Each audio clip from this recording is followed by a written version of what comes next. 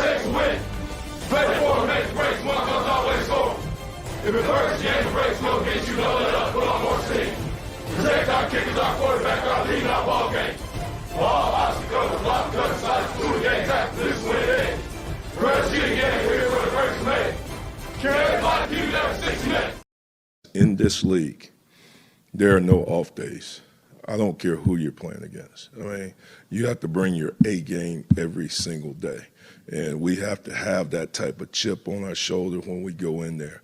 And we can't go in there and think we can start slow. All right, we got to start fast. We got to finish fast, and we got to keep putting more gas on. So, I think a loss like this will really, light a fire under anybody. I know me personally, like this feeling and the way this feels, like I'm not going to take this lightly, and I think everybody else on the offense will fall in line on that.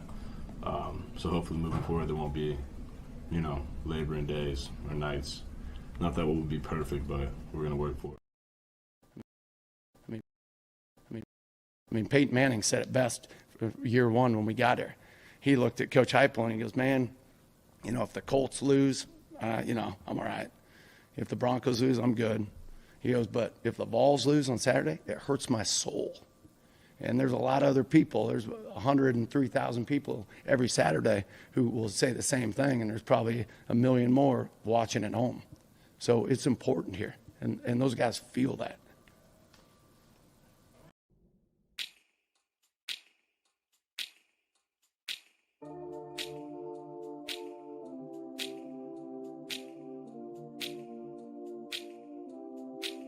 Do you remember when we fell in love? I remember, don't worry.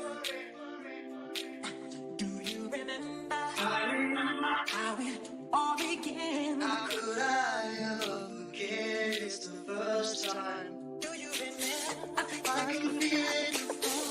I can feel it. I can feel it coming in the air now. I can feel it. I can feel it. I can feel it. It's coming in the air now. Oh, no. We fell in love. You remember time. How could I ever forget? You remember time. Oh, no. We fell in love. You remember time. How could I ever forget? Coming in the air now.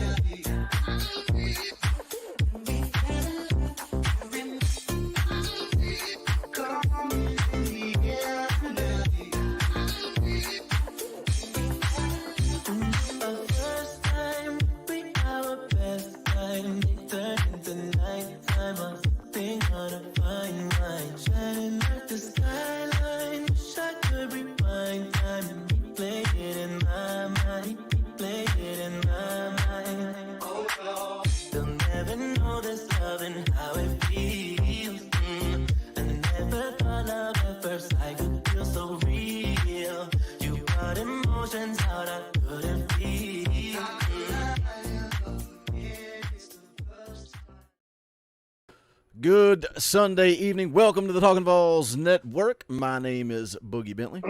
And I'm Coach Jay. I'm seeing a theme already in the chat. I'm already seeing a theme in the chat. There are people that say they are hurting. They are hurting.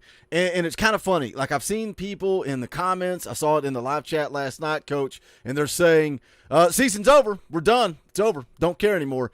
How quickly we forget 3-win seasons under Jeremy Pruitt. How quickly we forget when we were praying to sweet 6-pound, 8-ounce baby Jesus up above. I don't know if that's your favorite baby Jesus. I don't know what's your favorite Jesus. You do like sweet little 6-pound. I do like little baby Jesus. Yeah, quite a bit. I mean, you get closer. We're getting close to Christmas. Everybody likes baby Jesus, but you pray to God above. Can we please get bowl eligible? Now all of a sudden, here we are sitting at 5-2, and we're ready to fold on the season. Answer this: what is there left to play for? The point of any season where you get bounced is, and any season in general, I think anyone will tell you this. I think James Richards, the dog fan in the chat, will tell you this.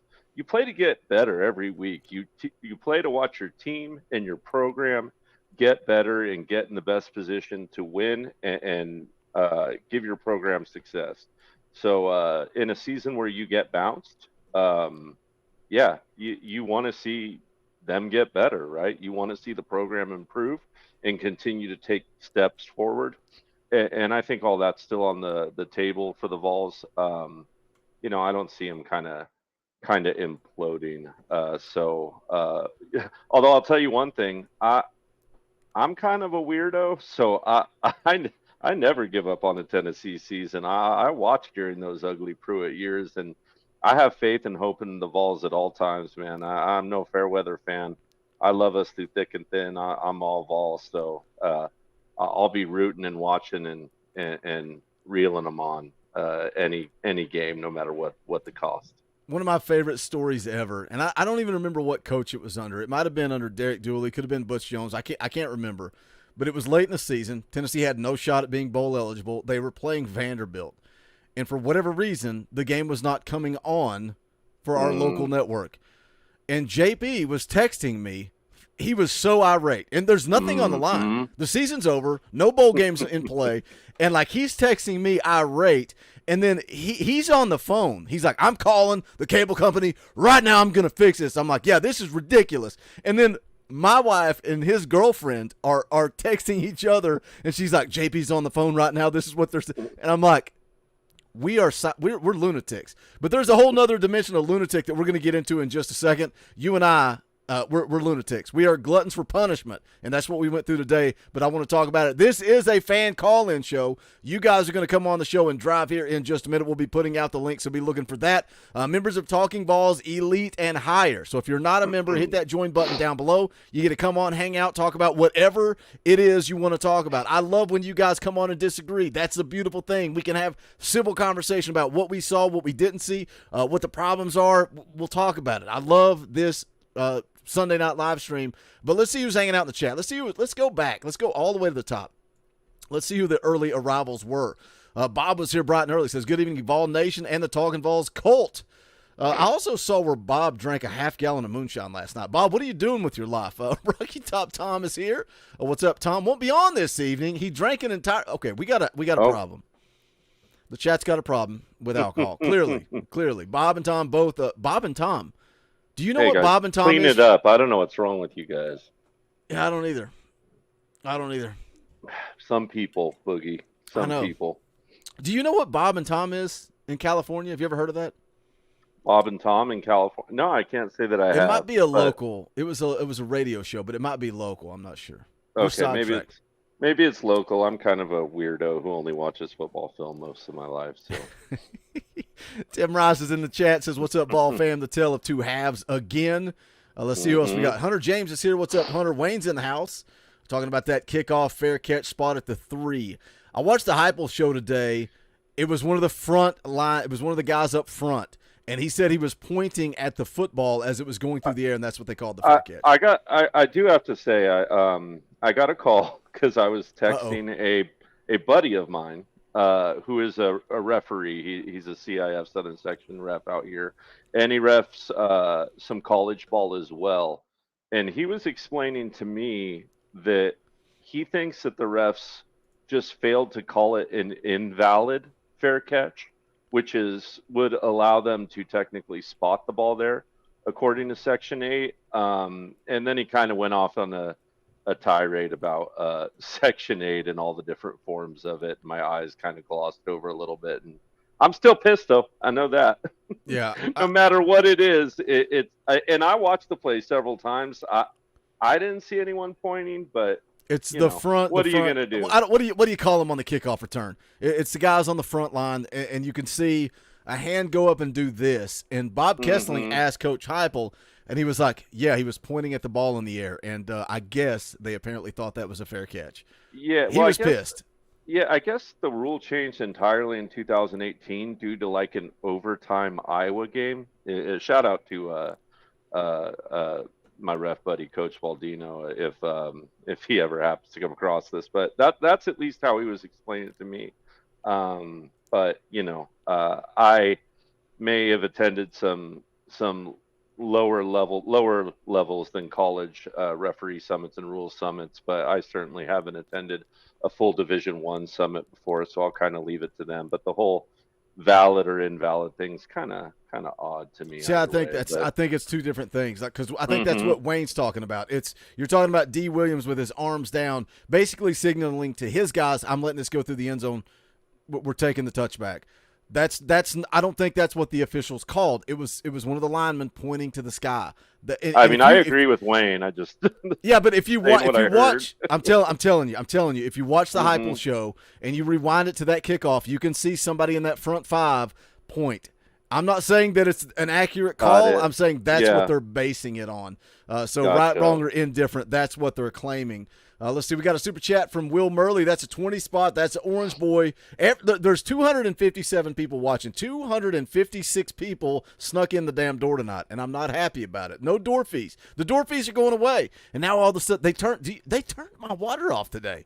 They said, "Boogie, you didn't pay your water bill." I said, "Well, I didn't get enough super chats. They quit dropping door fees. I can't pay the water bill." And the guy said, "You know what? I watch the Talkin VAWLS network every week, and Coach Jay does a great job. So because of Coach, I'll We'll leave turn your back water on. on for another month. So hopefully we get this thing figured out over the next week." But that's an Orange Boy. We'll drop the clip. Rocky Top, you'll always be. I'll also go update the leaderboard. Will Murley's going on there, 1999. Boom, done. Scroll it. Boogie, scroll it. Says we're 5-2, but to me it doesn't really feel that way. Past years with these ups and downs, we'd be 4-3, 3-4. Haven't been perfect, but a lot to play for. If we get the first half Joe and a fair shake from the local realtor, we are fine. Man, I'm telling you something. Well, let me hit a couple more super chats, and then we'll get into it, and then we'll get you guys the link. Xander becomes a member of the channel. Appreciate that support. You guys can hit that join button down below and become a part of the family. We would appreciate it. Wade Rouse for 10. Season is not over. We're 5-2. I hate losing to Bama more than some even know. I have to deal with them every day, but you can still win out and hope Georgia gets beat. Us and another team, and it's a long shot. I don't know. I don't know that Tennessee's going to go win the East. It's gonna take a miracle, but I still think you have something to play for. A New Year's Six Bowl, like pride. Do you have any pride? Do you want to continue the momentum for the class of 24? Wayne drops a 20 spot. That's an Orange Boy. We'll play the clip. Rocky Top, you'll always be. Wayne says, "Sorry, I'm pissed and broke." Me too. That's why they turned my water off, Wayne.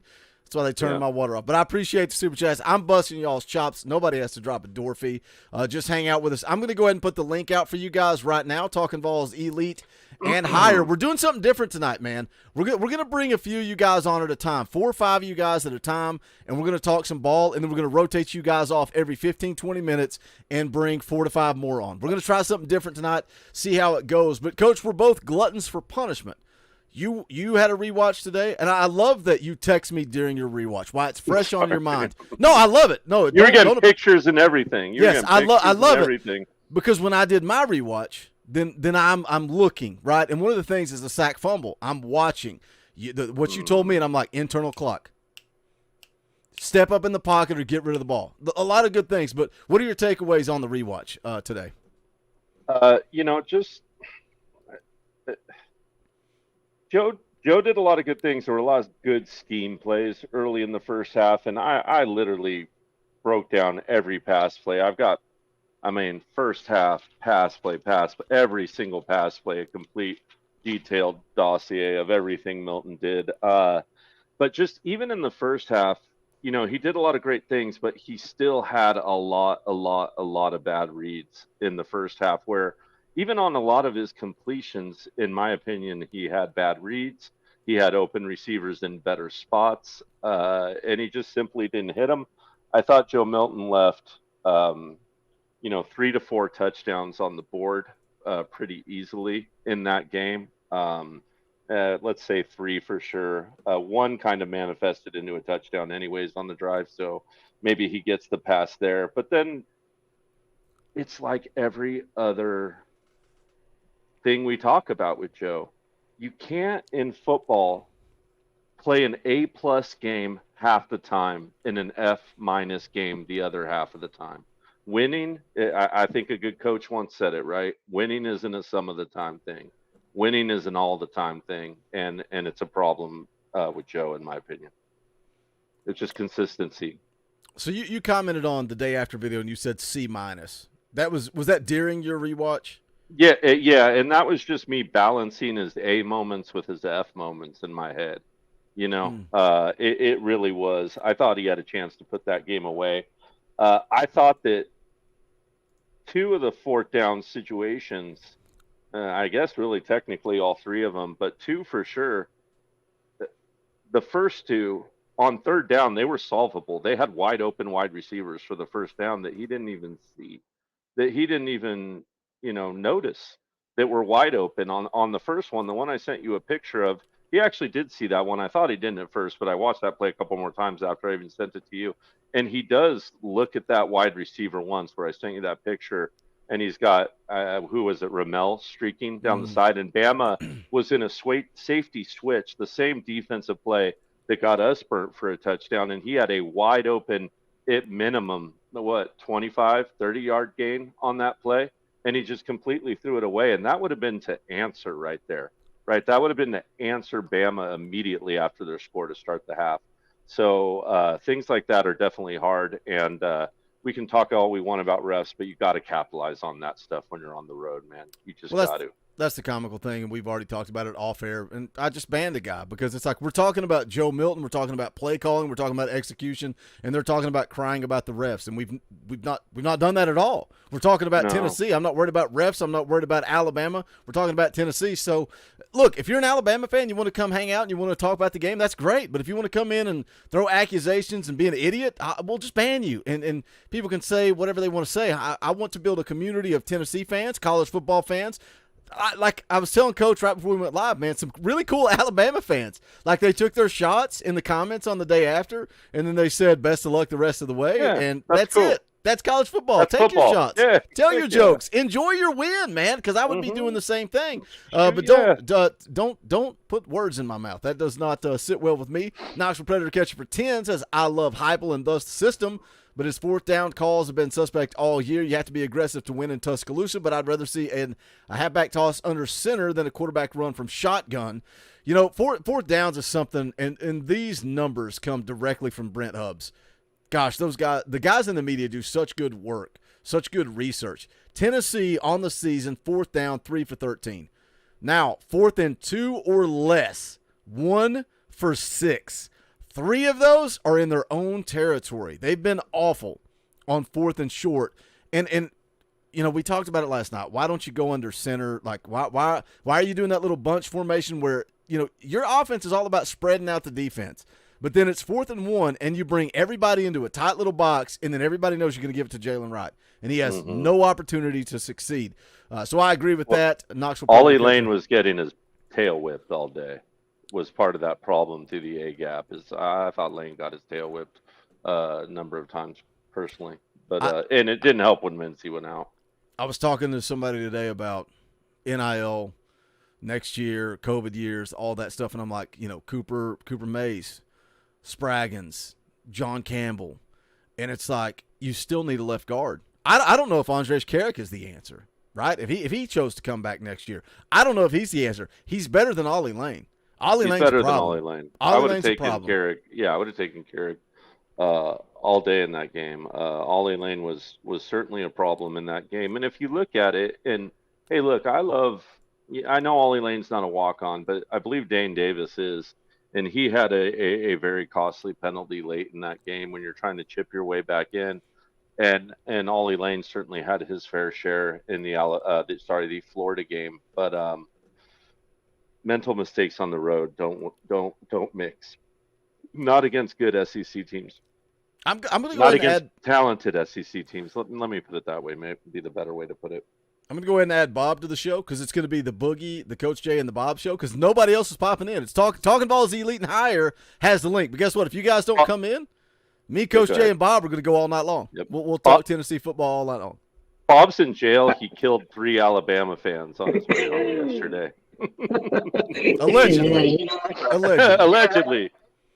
Let's put it that way. I might have after half a gallon of shine. I'll tell you. I just the penalties or lack of call of penalties did not lose this game. They did, but they were a contributing factor, a big contributing factor. And that's why Coach Hopple reacted the way he did. He's like, I'm not saying nothing because I'm not going to pour any gasoline on this fire. I'm going to go through the proper channels, the proper steps to report his displeasure.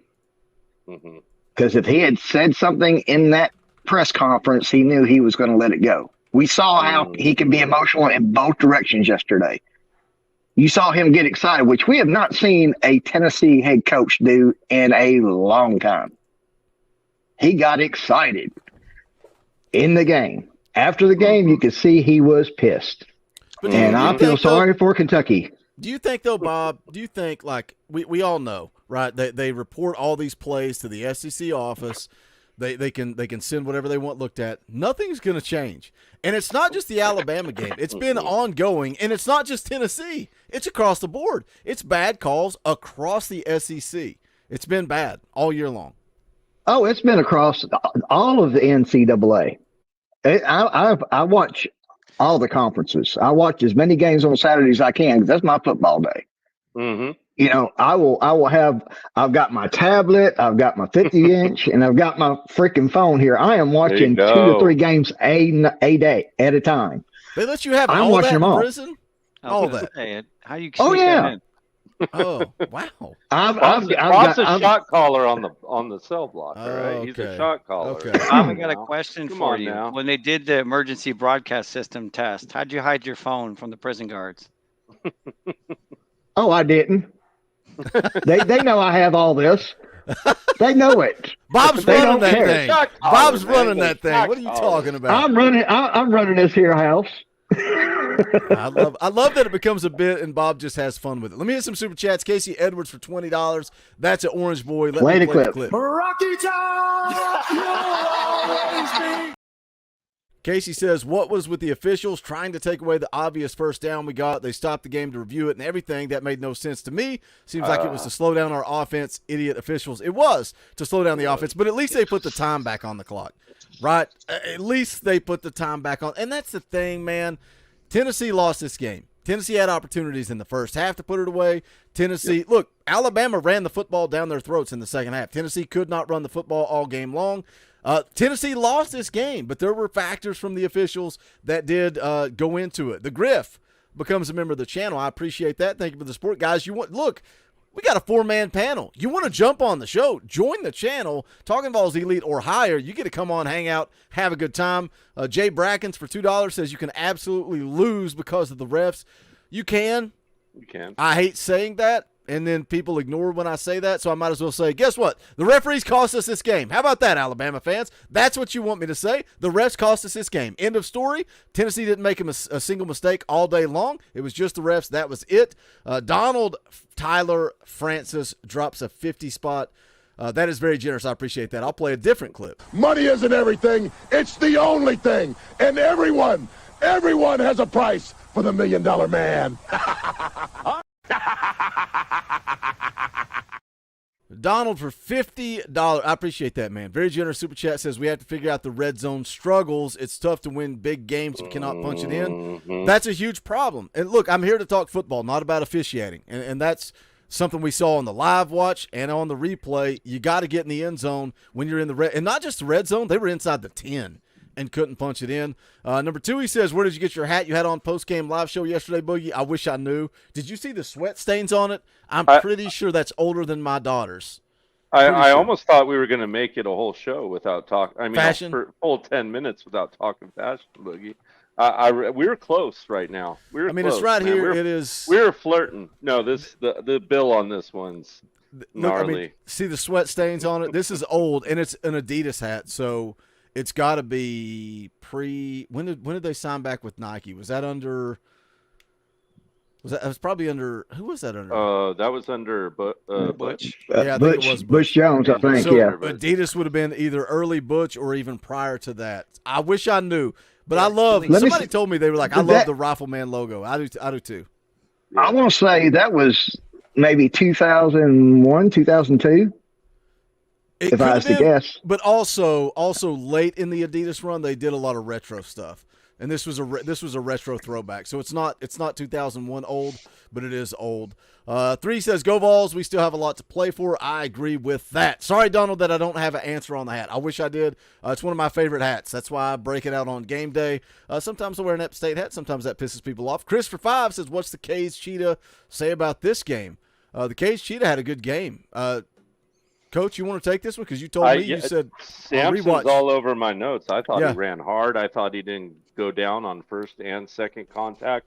And he was open in the pass game quite a bit. As a matter of fact, the second 4th and 1 call, I was talking about the first one earlier, but if you watch that second 4th and 1 play, it was a hook route to Ramel Keaton that he had kind of tight coverage on. And he did manage to shake him and boggled the ball a little bit and came up about a yard short. But Sampson released out of the backfield on that play to the middle of the field, and no one was within, 6 yards of him. It would have been a first down, and if he would have shook the safety, it would have been a touchdown. Another play that Mr. Milton missed. Can I pop in here? Nothing to play for because it's only 4-man playoff. There's a lot to play for. There's a lot to play for. Yeah, a New Year's Six bowl game. If we win out and get it, I get it. It's a very, very long shot. But Missouri has been playing good ball this year.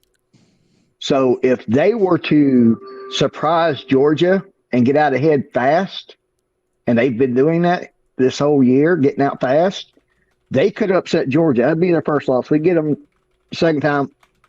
Now they've got 2 losses just like us.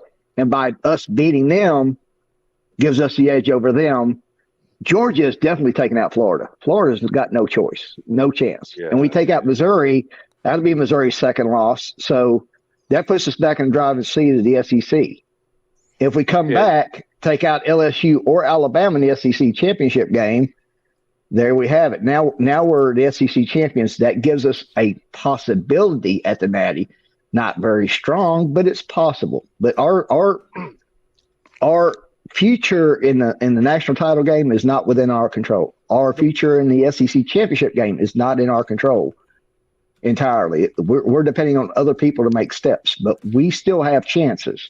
Yeah, the but what is in our control is the only thing that we do have a second loss in there, unless they lose to Missouri. But go ahead.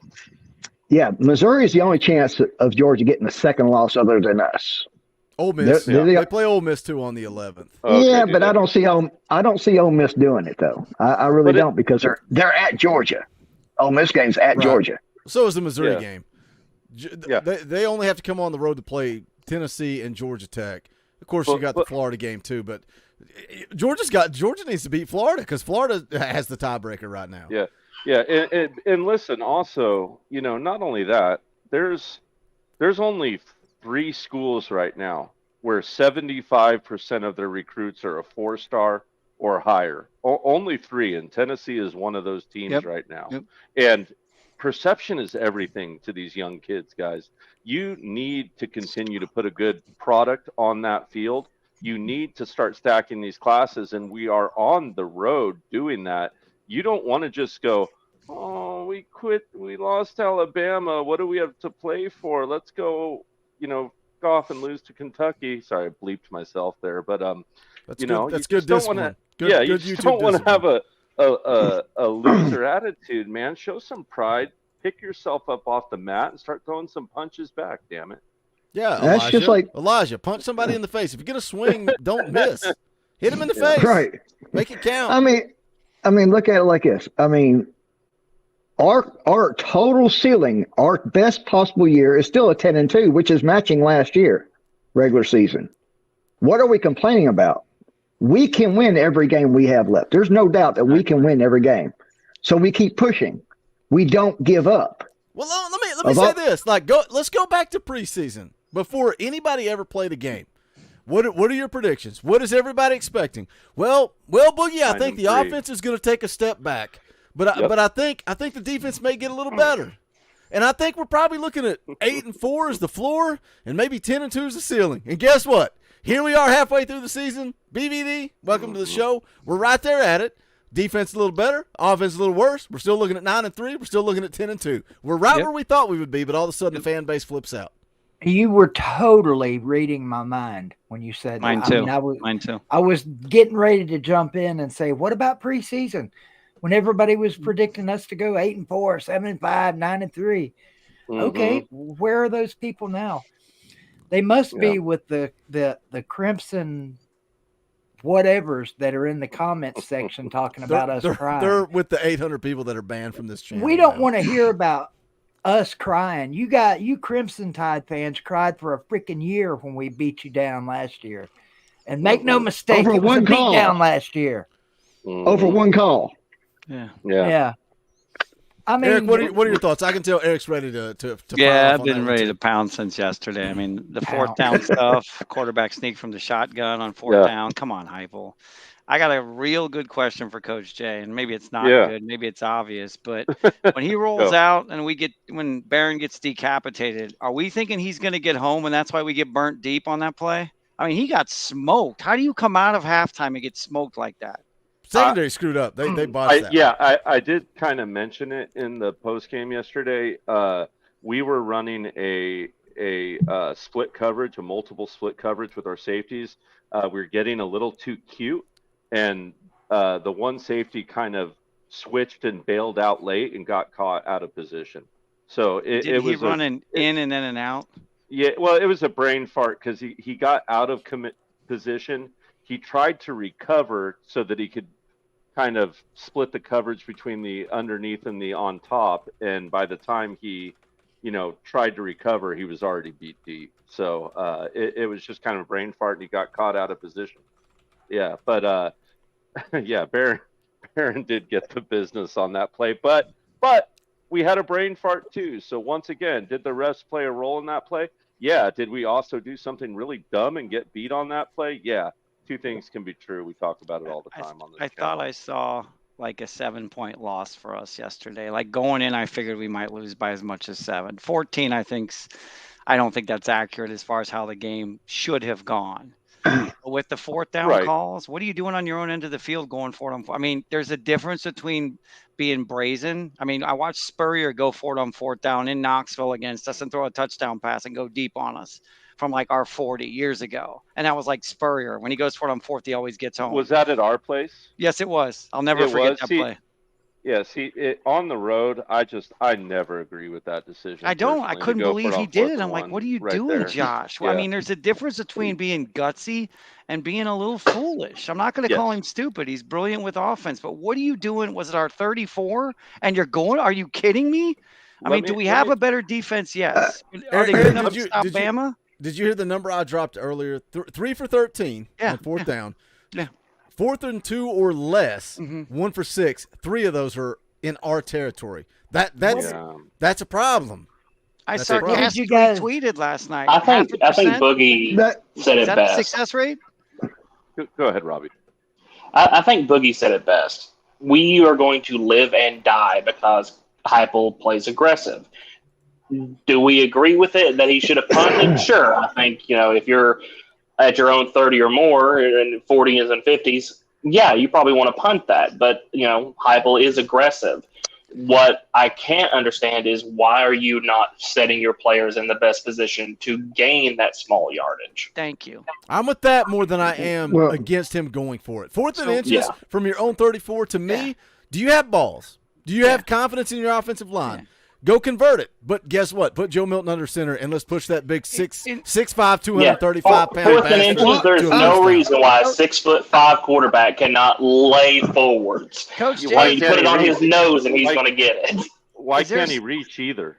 Why can't Joe extend? Coach Jay. Well, I've always heard you don't want to reach because people bat it out of your hand. Knock the ball out. Yeah. I guess. But if it's fourth down, who cares? Yeah. What's going to happen? What's going to happen? Joe okay, hold on, Boogie. Hold on.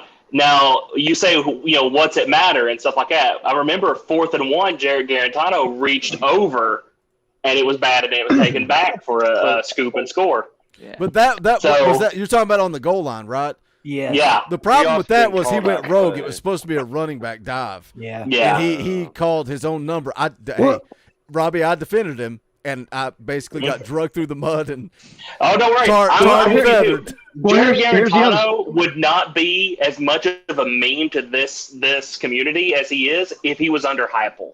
Can you imagine the amount of actual development he would have gone through if he had started as a freshman under Heupel? He'd be better than Joe. I've don't said have it this. over and over and over. We He would be not better have than this, Joe. inconsistency. Okay. We would not have this because you look at Joe. Joe had all of his development through Michigan, and even Michigan has stated they did not do well by him. Go ahead, Bob. You turn Yeah, I around and agree. you look at Jared Garantano. If he had the actual start, you look at like Hooker. Hooker was quick, and he's always been known as adaptable. He understood and was very quick with the system. Nico has understood the system, and Heupel's even said he's fascinated by how quick he picked it up. Garantano could have possibly pulled the same thing given the time if he actually had it, but Pruitt was not worth anything to actually build him up. Yeah, Four I agree. offensive Go ahead, coordinators in Bob. 4 years. Hold on, let me hit a super chat, then Go we'll ahead. get Bob. Sorry. Casey for 5 says, can someone explain the delay of game our defense got? What's the rules that led to that call? Genuinely curious. You can't clap. You can't simulate clap. a snap count. Yeah. Dick, I don't think he was trying to simulate anything. I think he was trying to get his teammates' attention. the legendary Dick Butkus used to love to listen to the offensive play calls for about a quarter, and then he would tell his defense, all right, we're changing this blitz to this offensive named call, and he would literally change his calls to the other team's calls during the game, and that's kind of when all that started to spread. People put people put Dick Butkus. I would say more modernly, look at Luke Kuechly for the Carolina Panthers. He could literally tell you what you were lining up in. What pisses me off about that, and what pisses me off against the defensive holding call on Gabe Jeudy-Lally late in the game, is go back to the Texas A&M game and look at our wide receivers getting risk control. You're getting risk control, jiu-jitsu guys. Risk control is everything. You get risk control, you're winning. And you're getting risk control on our wide receivers, but then we get a little jersey grab, and Gary's going up. You see? He grabbed the jersey on the break. Meanwhile, James Pierce's jersey is being ripped over his head. Tyler Barron's in a headlock. That's why I'm pissed, because you're going to call a flag on Elijah Herring but you're not going to call Tyler Barron in a headlock. You're not going to call James Pierce jersey pulled over his head. That's where the problems with officiating come in. Bob, we derailed you. What do you got to say? Well, my thing is, we can sit here and talk about, shoulda, woulda, coulda. And that's what we're going to do. I got no problem with that. But going back to the, goal line or the 4th and 1, and you got the ball and you hold it out and you get it across the line of scrimmage, it gets knocked out and they recover it. Now, how many of our fans are going to say, we should have never held it out there? They're still going to find something to complain about. Okay? I liked it when it was said earlier. We always spread out the offense. That's where we get yards, even if it's a little screen or a little bubble screen or a little short pass over the middle or even a run up the middle. Keep them guessing what we're going to do. Keep them spread out. Don't get up there like you're trying to run the refrigerator from the Bears. It's not going to work. Keep them spread out. Agree. Can I ask Go ahead. Coach Jay a question real quick? But I got to bounce. Appreciate you having me on, Boogie. First of all, actually, it's a 2-part question, and maybe you guys talked about this before I came in. When Bama scored the touchdown to open the second half, then they kicked off. I don't know if you guys can see it, but one of our guys did this. Is that? I mean, what is that? Signal. I know they do that. It was on the front 5. Somebody on the front 5 pointed. Somebody on the front 5 pointed to the ball as it was coming in. That's what they called. Everybody's thinking that was the call on D. Okay. And I did too until I watched the Heupel show. And they the other explain it, and question you I can see had, it. this is the other second Coach part Jay. of this question. You guys talked about it. In all your years of coaching, Coach Jay, how many times have you ever seen a quarterback go under center on the sneak and that play go backwards? Maybe once or twice at most. Maybe once. That's exactly. why it drives me crazy. It probably drives all of you guys crazy, and it drives the media crazy because they've been talking about it all day on all the media shows. Why, when it's it was 4.5 yards, it should have only been 4.6 inches. But why the heck are we lining up with two guys 5 yards deep? I don't get it. I'll never get it. I see it all the time in high school, and now Tennessee's doing it. It drives me crazy. Thank you, Coach Jay. Thank you, Boogie. Thank you. All you guys are awesome. Love this family. I got to go. Y'all have a good one. I'll listen to your answer, Coach Jay. Later, BVD. Answer the question, but I want to know when somebody in the media is going to have the balls to ask him that question.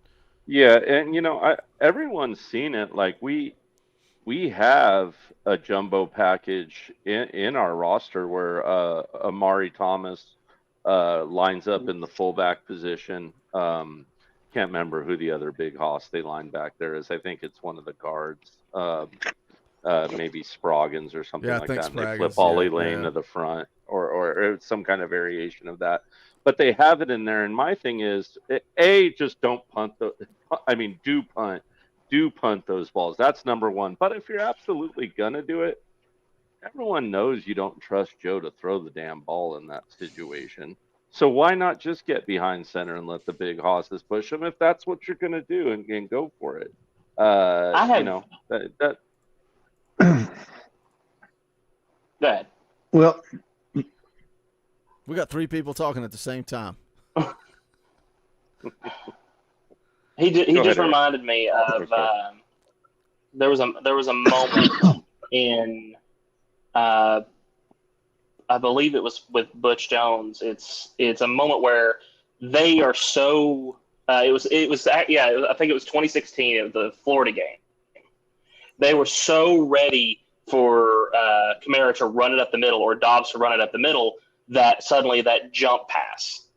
I think if we take that in just one moment, they're so ready for Joe or Wright to run it, and someone just squeaks out like Castles, and you just lob it. I don't think there's anybody there to really try and go for it. I don't even know that you need to lob it. But the whole problem is, why are you bringing everybody in close? Your offense is about spreading it out wide. Yeah. Leave your offense spread out wide. And then you even if you run Jalen right up the middle, you've got more of an opportunity to succeed, right? Because you're spread out wide. But all of a sudden, we never bring everybody in this little bunch formation that nobody runs on NCAA football. I don't run it. Why would you run a bunch formation with everybody inside? No, spread them out wide. But you bring everybody right there in the box, and it's like, go get it, Jalen. Good luck. Everybody knows what you're doing. You're not even going to run a read option in that situation. And let me hit the super chat real quick, and then I want to talk about running the football. Mitchell Parks for 5, 1998, boys. That's a Georgia fan. Says, been trolling y'all a bit. It's all in love, though. Heard 1980 for years. Tough loss. Keep up the content. Nothing wrong with that, Mitchell. I got no problem with you trolling, having some fun. What I do have a problem with is idiots in the chat that put words in our mouth. There have been multiple people that come in and said, you bunch of crybabies talking about the officials. We have not talked about the officials for 43 minutes, but people want to say that we're talking about the officials. So there you go. Get that and get out, and you're done. That's it. Mitchell, you're welcome here, brother. Let's have some fun talking Tennessee, Georgia football. We got a big matchup coming up right around the corner. Isn't it weird? There's a lot of Georgia fans that hang out here and dig what we do. Kind of weird, but it's kind of fun, too. Weird. It's fun. It's fun. I'm here for it. There are a handful of Georgia fans that show up every Tuesday night for NCAA night. I love it. I love good dudes. I like good dudes. That's what I like. Shannon, there's no such thing as a good Georgia fan. There are none, Bob. Not one. Not one. Shannon Buchanan. I didn't say nothing, Bob. You didn't hear that from me. I'm going to delete this stream. I didn't say that. Shannon Buchanan says, look at that 4th and 1 play. I think if the running back follows the tight end, it's a first down. Plus, in my opinion, it was a good call, just bad execution awareness. GB, I don't like the call. I don't like the call. I do not like the call, Shannon Buchanan. I'm sorry. If you liked it, that's great. We can agree to disagree. I don't like the play call. I don't like the formation. Jeff Puckett for 20. That's Orange Boy. Guess what? I'll scroll up here. I'll go through all these clips I have until I can find this one. Rocky Top! Jeff says the second fourth down call was a read, and if Milton would have kept it, he'd still be running. I'm not saying it was a good call, but it could have been a lot different result with the decision to give or keep. Hype said in his press conference. See, I've not heard that. So, if that was a read option, not a bad play call, but still, why are you running that bunch formation, right? So if it's a read option and you bring all your wide receivers in, guess what? The keep is to the outside, and now you got a bunch of corners and nickels and everybody out there on the outside. But guess what? If I spread everybody out and run a read, that's why we saw Joe have so much success with the quarterback draw, because everybody was spread out wide. So when he pulled it and kept it and did that quarterback draw, they had a lot of success. And Jeff, I'm going to kind of take your super chat, which I appreciate. $20 is not cheap. We appreciate that. Joe Milton running the football. And watching the rewatch today, and yes, I'm still frustrated. I'm still pissed. I'm still angry. My wife says, why are you doing this to yourself? But when I rewatch that game, when Joe Milton runs the football, it opens up this offense. And all I'm thinking about is Kentucky and Missouri and Vanderbilt. And everybody on the schedule not named Georgia, if Joe Milton runs the football the way he did last night, they don't have a prayer. They do not have a prayer if Joe Milton runs the football like he did last night. Well, I'll tell you one thing. What was it, the second drive or third drive when they threw the post fade to Keaton and he's trying to catch it and he kind of hops instead of jumps for that ball. If he had jumped, that's 6 all day long. So it wasn't all Joe. Joe had a decent game, but the misses on some of those drives were not all Joe. There was some in them receivers. He should have caught that ball. Mm-hmm. Yeah, absolutely. Look, like I said, did I have problems with Joe's game yesterday? But if you sit here and just say Joe pitched an F- game the whole game, you're nuts, right? He had A moments, easy A moments. My problem is he had A moments and F moments, and you gotta be consistent at the quarterback position, guys. That's my whole issue. Yeah. But I just had to get that out of. I mean, yeah, Eric, jump in there. I think we're surprised at the outcome. No, we're not surprised at the outcome. We're surprised in how flat we looked in the second half. There's no excuse for 27-0. There's not. I mean, you get beat 27-0 in a half of football. I think he got outcoached. That's just my personal opinion about Josh. And I like him. It's his team. I'm riding with him. I'm not jumping off the Heupel bandwagon. I love it. So sad that you have to defend yourself, Eric. Like you can't just make a statement, but we're used to it, right? It's the internet. He got outcoached. You don't come out of the first half and just – my best friend right now is a huge Florida State fan, said, what kind of offense were you running in the second half? I flipped over to your game like, what are they doing? It just looked like we came out and just went into deer in headlights mode. Let's not lose. Let's try not to lose. Horrible. Especially going into the half 13-point lead. I was over the moon, and we left points on the field. I'm like, it's 20-7. It should be at least 27-7. But at least I still felt good. They scored touchdowns 20-14. I'm like, all right, we need to wake up quick. And it was like that sequence, 5 or 6 game minutes, and it was done. Coach Jay, is there a thought in your head at all that Joe can't even get under center? I think he could do it. I just don't see him. I don't think Hype's ever going to abandon what they do. There's a package for, that 4th and short, but just running, changing their system to have certain plays under center. I don't necessarily see that unless it's in short yardage situations, just because it's the system, man. And he's got great faith in that system. So it's going to be a change in philosophy for that to happen. Let's put it that way. Let's talk about, Eric, you bring up a good point. Say it I've seen so many people say, well, we got conservative, or we didn't make adjustments, and they did. And I'm going to go right back to officiating. You know what? Guess what, Alabama fans? I'm going to talk about officiating because it impacted the second half. It did. There's no ifs, ands, or buts. Alabama gets the football. Nice run play. Kudos to you. You did what you're supposed to do. The touchdown, the passing touchdown, Tyler Barron was in a headlock.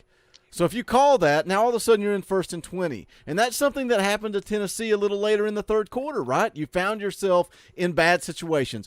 1st and 20 off of holding calls. Jacob Warren got called for holding. Was it holding? Yes. Would it have been holding against Alabama? Absolutely not. There is no way, shape, or form that Jacob Warren holding call would have been holding against Alabama. But now Tennessee's in first. I think it was actually ended up being 1st and 19. But when you look at that, the way the third quarter played out, right? They come out 2 plays, touchdown. And then we have the fair catch debacle. And so you're starting on your own 4-yard line. I would love for the panel to tell me what is your game plan 1st and 10 from your own 4. They ran the ball three straight times, and you're a couple of yards short. Does anybody here have the confidence in Joe Milton to call a passing play from your own 4-yard line? Just quick thing, really quick, on that drive from the 4. I don't know if any of y'all. I don't know if any of y'all remember, but on 3rd down, we picked up about 8 yards, and if Ramel Keaton would have sealed his man on the outside, it would have been about a 35-yard gain. Ramel completely he whiffed on that block like he whiffed on that catch against A&M. No doubt about it. Are we missing Brew on the outside blocking? Brew would have been right there on that play. He'd have busted it for some yards. But you know what? There was just a lot of that coming up a dollar short. But again, the point is, did we play flat in the third quarter, or were there a lot of weird circumstances that played into it? And it's a game of momentum. In the third quarter, the momentum all the above. Yeah. The momentum definitely dropped. You could tell it in the third quarter, and I wonder if that was just because of how many times they were getting held or something, or like you could tell even Heupel was getting upset by the amount of like non-calls. And people can say that whatever about the refs, but if you do not think that a ref can have an impact on a game, then you might as well say you're picking up a cup without fingers. It's going to happen, and the more that you actually go through and figure stuff out, you can tell in the third quarter, like with the first that first pass where it was trips left, 2 of them went downfield and Squirrel came up under them. I trust him in that moment. You know, he made that pass before. He can make that pass again. And like Coach Jay said, if it's just a pass play, that's fine. If Keaton actually hits his block and gets it and seals it, I'm okay with that. I would have trusted him in that. But running 3 times, it got too predictable. No, the refs didn't cost us the game, but they were a contributing factor. Let me talk about the third quarter. I've got the drive charts pulled up in front of me, right? So Alabama goes and scores on the first drive. Tennessee, they start from their own 4-yard line. Who's that on? Is that on Tennessee? Please tell me that's on Tennessee. You're full of garbage. It's not. It was a stupid call by the officials. So you've got the ball on the 4-yard line. Tennessee runs the ball 3 straight times, and then they punt. The very next drive, 6-play drive. You know how that ended up? And this is a culmination of things. It is a culmination of things. The officials, first drive, second drive, that's where you got 4th and 1. And you run the freaking football with Dylan Sampson, and he gains nothing. Turnover on downs. Very next drive, 1st and 10, you get a freaking holding call on Jacob Warren that I still, like I just said just a few minutes ago, nonsense. There's no way they call that against Alabama. Be consistent. It's holding. It was holding. Jacob Warren was holding. There's no way they're calling it on Alabama. So be consistent. That's all I'm asking for. But the third drive, now instead of 1st and 10, you're looking at 1st and 20. What's the next drive? It's the scoop and score for a touchdown. That's the third quarter, boys. That's the 4 drives of the third quarter. So did we get stale? Did we go flat, or was it circumstances? And maybe I'm just making excuses. But you get pinned on your 4-yard line, and then your coach makes a boneheaded decision, and then you get a holding call. So like people wanted to blame play calling, and I'm like, please point out to me the play calling other than the 4th downs. I'm with you guys. You want to criticize Heupel on 4th down? I'm with you. The rest of the game, I got nothing. I got nothing for anybody that wants to complain about play calling. Coach Jay, you rewatched the game today. What you got a problem with play calling outside of the 4th down play calls? What would you do from 1st and 10 from your No, own I four. thought you know what I feel like in especially in the second half. I thought Milton missed wide open people. I thought he missed wide open people in the red zone.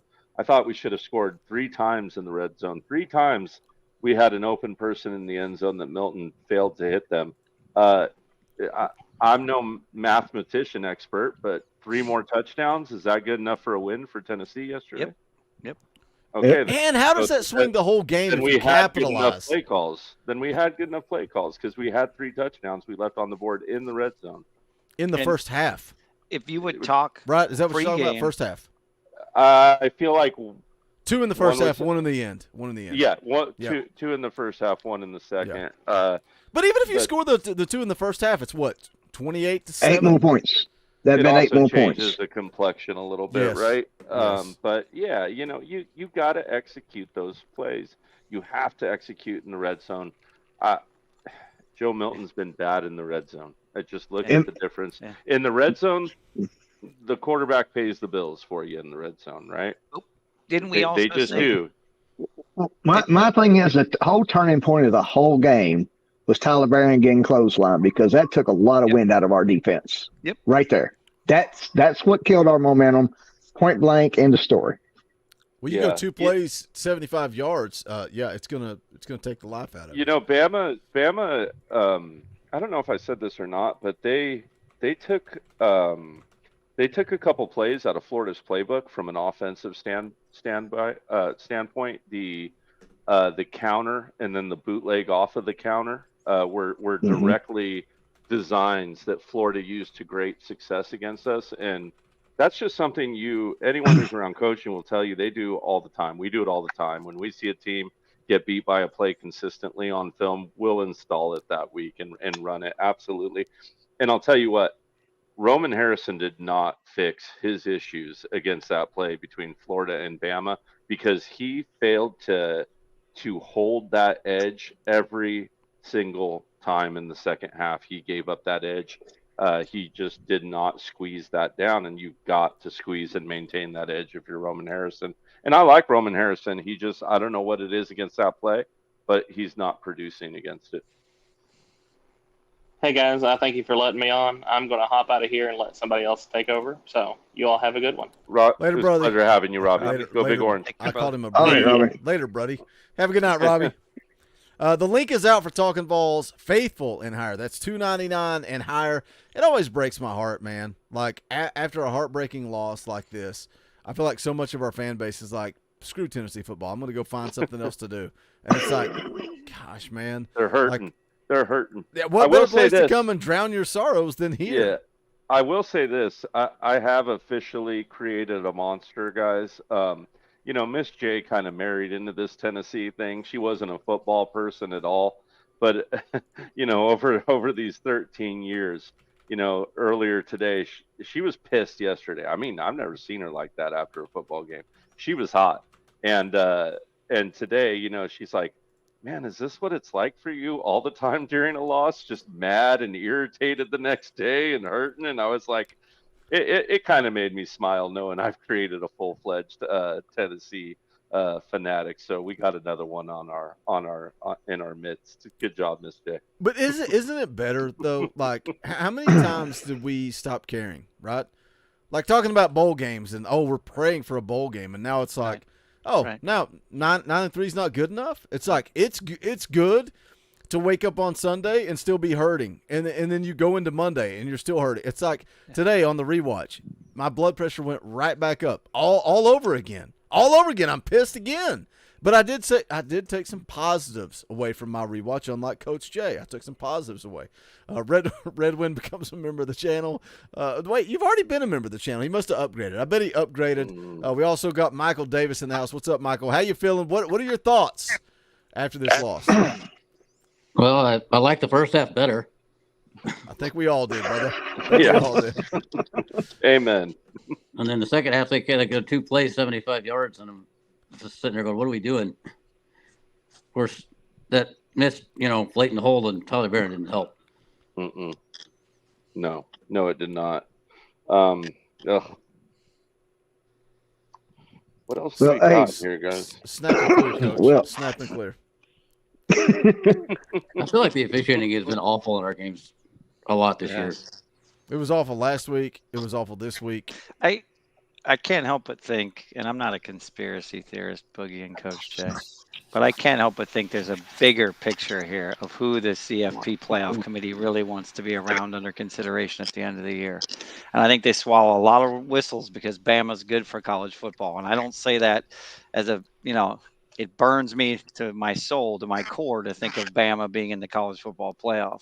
But I feel like there's a narrative out there that says football's better when Bama's in the playoff because they seem to be there, 90% of the time, right?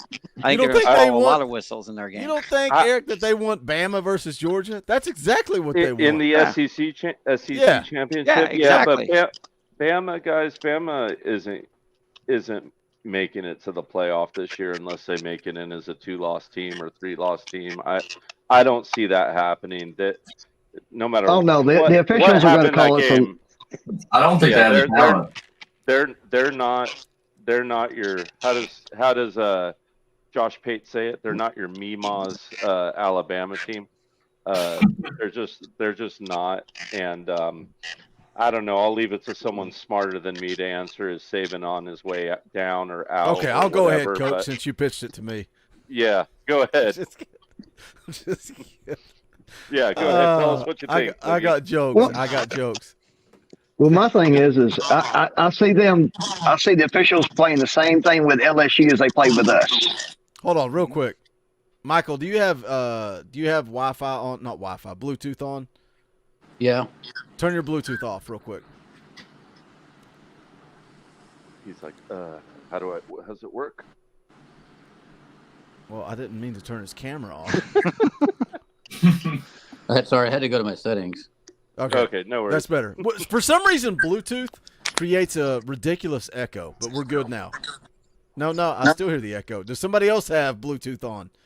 I got to go around the room today. If you got Bluetooth on, turn it off. I don't have Bluetooth on, but I just jumped in. I don't have a mic. Let me see. I'm always Bluetooth. See what it's on. Okay. Parker, that cleaned it up. Make sure you turn off Bluetooth and all that nonsense. The best thing to do is to have earbuds in. I still have an echo coming from Parker. Did that clean it up? Is it Parker? Is it Parker? It's Parker.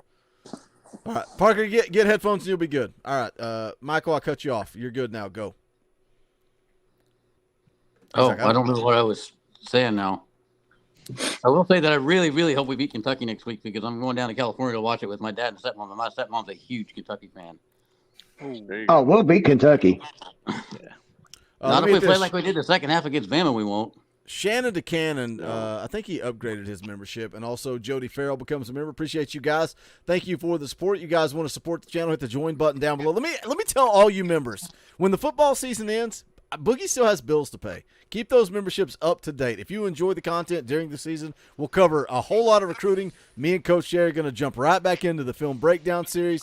I'm thinking of doing – we got to do like a recruiting live stream, whether it's once a month, something. That's where I dropped the ball last year. All of my recruiting coverage is videos.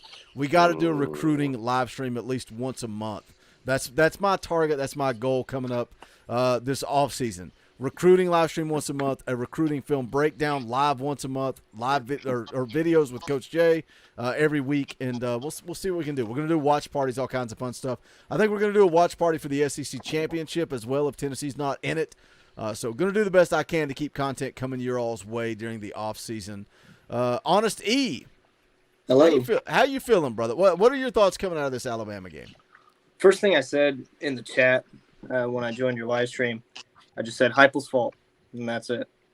I really hated the officiating, but I don't want to be that guy like on the internet who's just running around talking about the refs all the time. As much as it frustrated me, I just wasn't impressed with Heupel. I really like him. My favorite thing about him is his temperament on the sidelines. I think he's always been good. I've got a very bad temper myself personally, so I have a lot of respect for someone when I can see them in a frustrating situation and they aren't flipping out about it. So I've got a lot of respect for him for that. But I didn't think his decision making was good that game. So let me ask you a quick question, Honest. Was it his game plan in totem as a whole, or was it his game management in general and not so much scheme? I'm not sure, quite honestly. Okay, yeah, that's fair. That's fair. I'm not. I never played football. I've always loved it. I wanted to play it, but I'm a small guy. If I had played it, I would have been the punter. You know what I mean? Yeah. So I love everyone who loves Yes, football. your opinion is still respected. You don't have to defend yourself, brother. Absolutely. I just want to make sure you know I feel that way, though. No, I understand that. Yeah. You know, everyone's got their fortes and things. I'm starting to get into it more now that I'm older and really watching the games and being a part of these streams. Starting to listen to you more and watching other YouTubers who kind of break down what's actually going on. So cool. I wish I could answer your question, but quite honestly, I don't think I'm the person to do it. That's good, man. Keep loving the game. That's all you I can think like to piggyback on what he's saying there, I think Heupel's a great coach. I think he's our coach. I think we backed into a great coach, but sometimes I question his decisions. But again, going back to what I said in the postgame show, right? 4th down and inches from your own 34, you convert that. Guess who's coming on the postgame show saying Josh Heupel's got balls of steel? Boys, y'all see that call? He's got confidence. He converted it, but it's easy to criticize him when it doesn't go your way. So maybe I'll jump in here with Honest E and defend his opinion. I don't like the play calls. I don't have a problem with going for it. I know you guys know me. If you've ever been on a part of a Tuesday night stream, Boogie's punting on 4th and inches. I may be on their 20, and I'm going to see if I can punt it 19 yards and down them inside the 1 because I'm scared the field goal won't go through. Like, that's how conservative of a coach I am. I think I see what you were asking me, Coach Jay. Yeah, I like not only his personal temperament, but the way he handles the team as well. It's the individual plays that don't make sense, right? Okay. No, but Boogie. Would it be fair to say that we're not used to the types of plays and having a head coach who has the drive to win to the point where he will push his players to go out there and play and try to make those plays to win? I mean, he's got a winning mentality. He doesn't like to give up. And that can be to a detriment. I get that. We've seen it twice this last game. On the 34-yard line, punt the ball. On the 48-yard, on their own 48, I was the first one in the chat to say, go for it. I'm going for it. I mean, we're at midfield. Chances, the best we're going to get out of a punt is putting back on 25. We're going to get 25 yards. Our defense had been playing well the first half. It was early enough in the third quarter. Okay, let's do this thing. That was my idea. That's the way I see it. Sure. Somebody Get some more else opinions. was about to go. Somebody else got. Yeah. Nate, were you about to say something? Yeah, I love Coach Hype. I think he's a wonderful coach, and I think he's a mentor for all the 22 players. And he's a lot better than Buck Jones and Jeremy Pruitt and everything that we've had. Yeah, I love Coach Hype. I love how his game management, I think, in the Alabama game was, it was poor. I will say that. But I think we're fine. He's got this Tennessee team on the right track. And I say the next 2 years we're playing for a natty. And in all honesty, I mean, his scheme, I love his scheme, but I think his game management in that 4th and 1 situation, like you said, Boogie, on the NCAA streams, I'm punting the football every time. I mean, you got to punt the football. I mean, that's just how it is. I mean, you have a red-hot Alabama team. You're in Bryant-Denny Stadium. Why don't you just punt the football? And your defense is playing pretty good too, right, Nate? Yeah, exactly. I mean, your defense is playing astounding. And, I mean, Milton's playing good too. That's the thing about it. I think they just don't trust Milton. At this point, I'm sitting here with my 77-year-old grandma, and my grandma loves Milton. I'm telling you guys. I love that.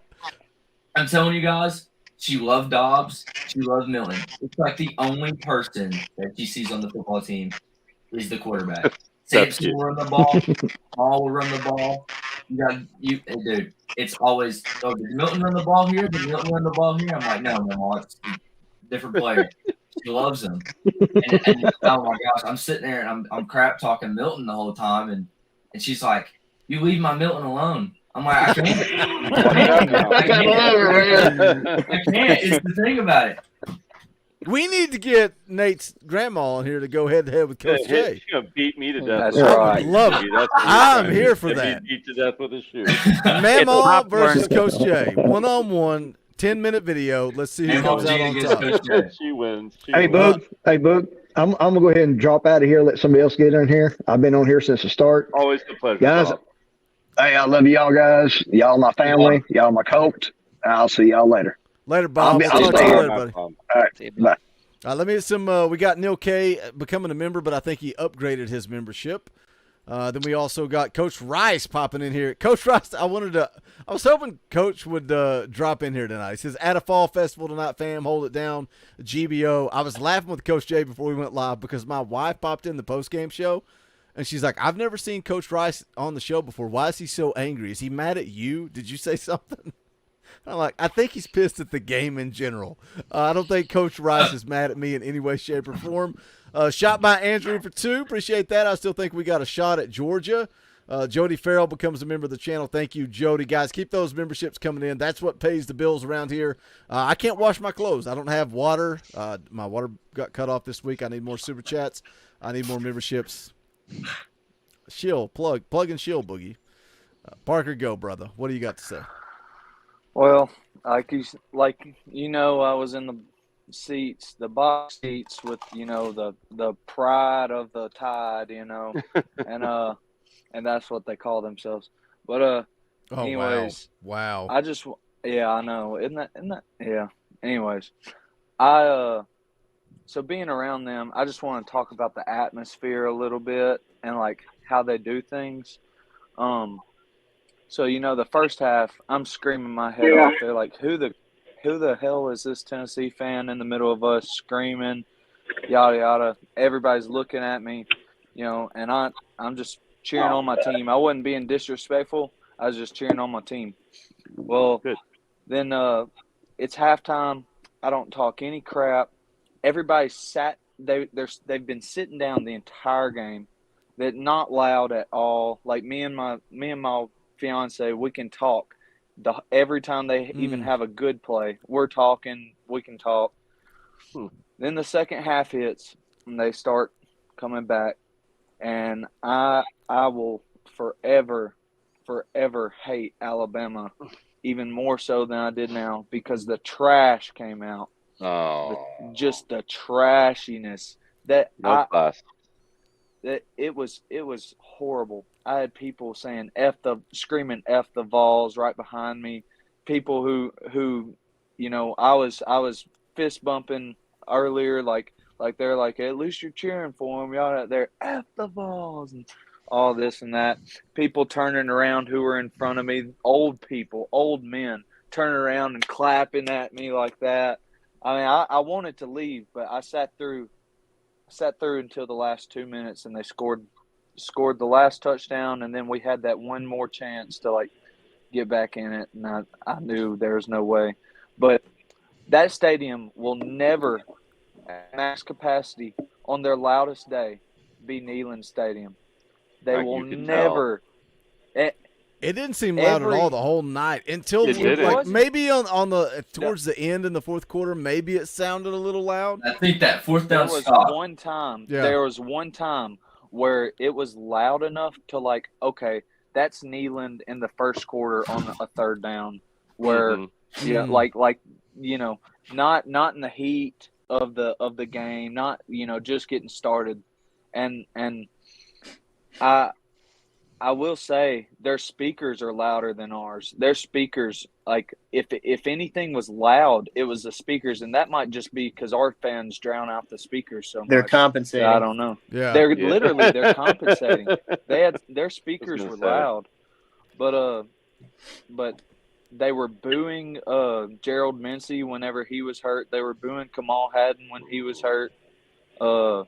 They were booing Omari Thomas whenever he went down, but I don't blame him on that. I don't blame him at all. He went down for a reason. That was bad. That was really bad.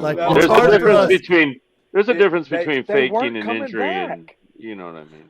It's my knee. That's my knee. Omari Thomas 100% faked an injury. Oh, yeah. My leg hurts. My elbow hurts. My wrist hurts. We got a couple of newbies in here. Daniel, what's up, brother? How you feeling tonight?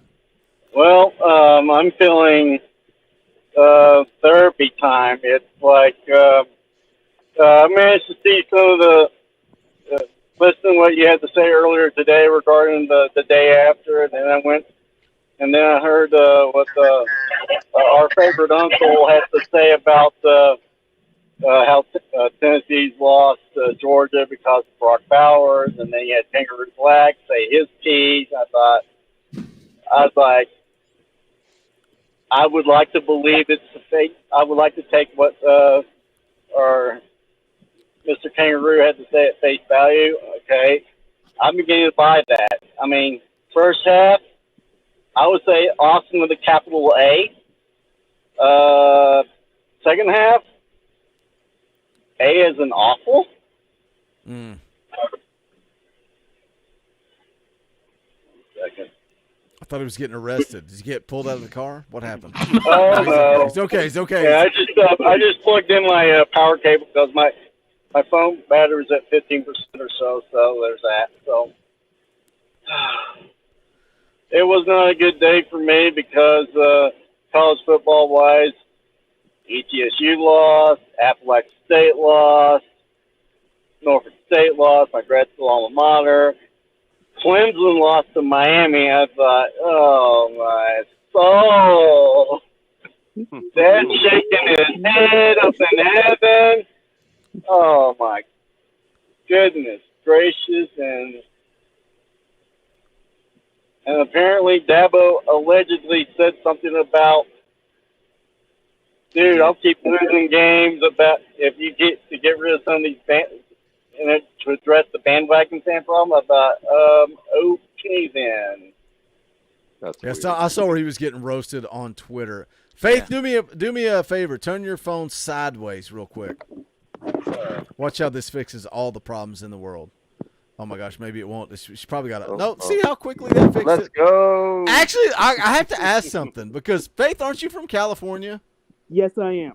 Because I thought forever that Faith came here because of Coach J. Nope. She's like, no, I don't even like that. Yeah, like I thought. I for some reason I thought because I thought I saw Faith after Coach J, and I was like, okay, this is a family friend from California. Something. Faith, you're from California. What in the world brings you to the Talkin VAWLS network? I was born in California, but I'm SEC by blood. How? Like, what's the story? Okay. I love that Godmother shirt. went to Bama. Thank you. Mom is from Georgia. Is she getting arrested? No. Okay. No, okay. that's my sister. Good. All right. And Dad is from Louisiana, so Okay. that's the story. Nice. So why Tennessee? Why Tennessee? West Coast girl. Why Tennessee?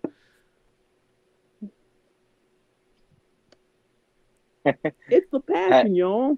It's just the passion. Tennessee passion hits different, huh, Faith? It just does. hits different. It does. I think, is Faith the first female to ever come on the fan call-in show? I think so.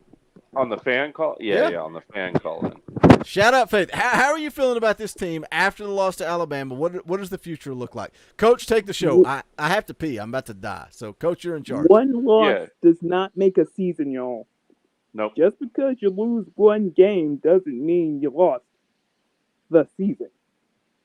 Yeah, especially on the road. Still got a lot of Especially play on for the it. road. Yeah, agreed. 100%. So, Faith, are you in NorCal, SoCal, Central Cal? SoCal. Los SoCal. Angeles. Okay, yeah, I'm in the San Gabriel Valley area, Pasadena area. So, right. awesome to have you on the show. That's really cool stuff. But no, hey guys, that's a testament. You know, you ever thinking about traveling to a game or anything like that? Make sure you guys go do that because Tennessee, we bring it when we go places and do anything, and just be aware, man. That's if you ever sit there and wonder and go, why does everyone hate us? Why does everyone seem like they hate us? They hate us because they ain't us, man. That's why, right? 'Cause Well, we that's have right. that special passion that no other fan base has. That's Oh, why yeah. That's why people hate us like they hate us. So, but you know what? If you're lucky enough to be around it and give it an honest chance, the passion is unmatched in my eyes. That's awesome. I'm gonna butcher your name. Is it Pecan? Pecan? I'm screwing it up, and I feel like I'm. It's pronounced Pycon, but Okay, I feel it like you played might out have how even I said it before. expected. This was a game I had set up for us to lose from the very beginning, and I didn't know what the score would be, but I figured we'd come out the first half balling and then just piss into the wind when it came to the second half, and that's kind of what happened.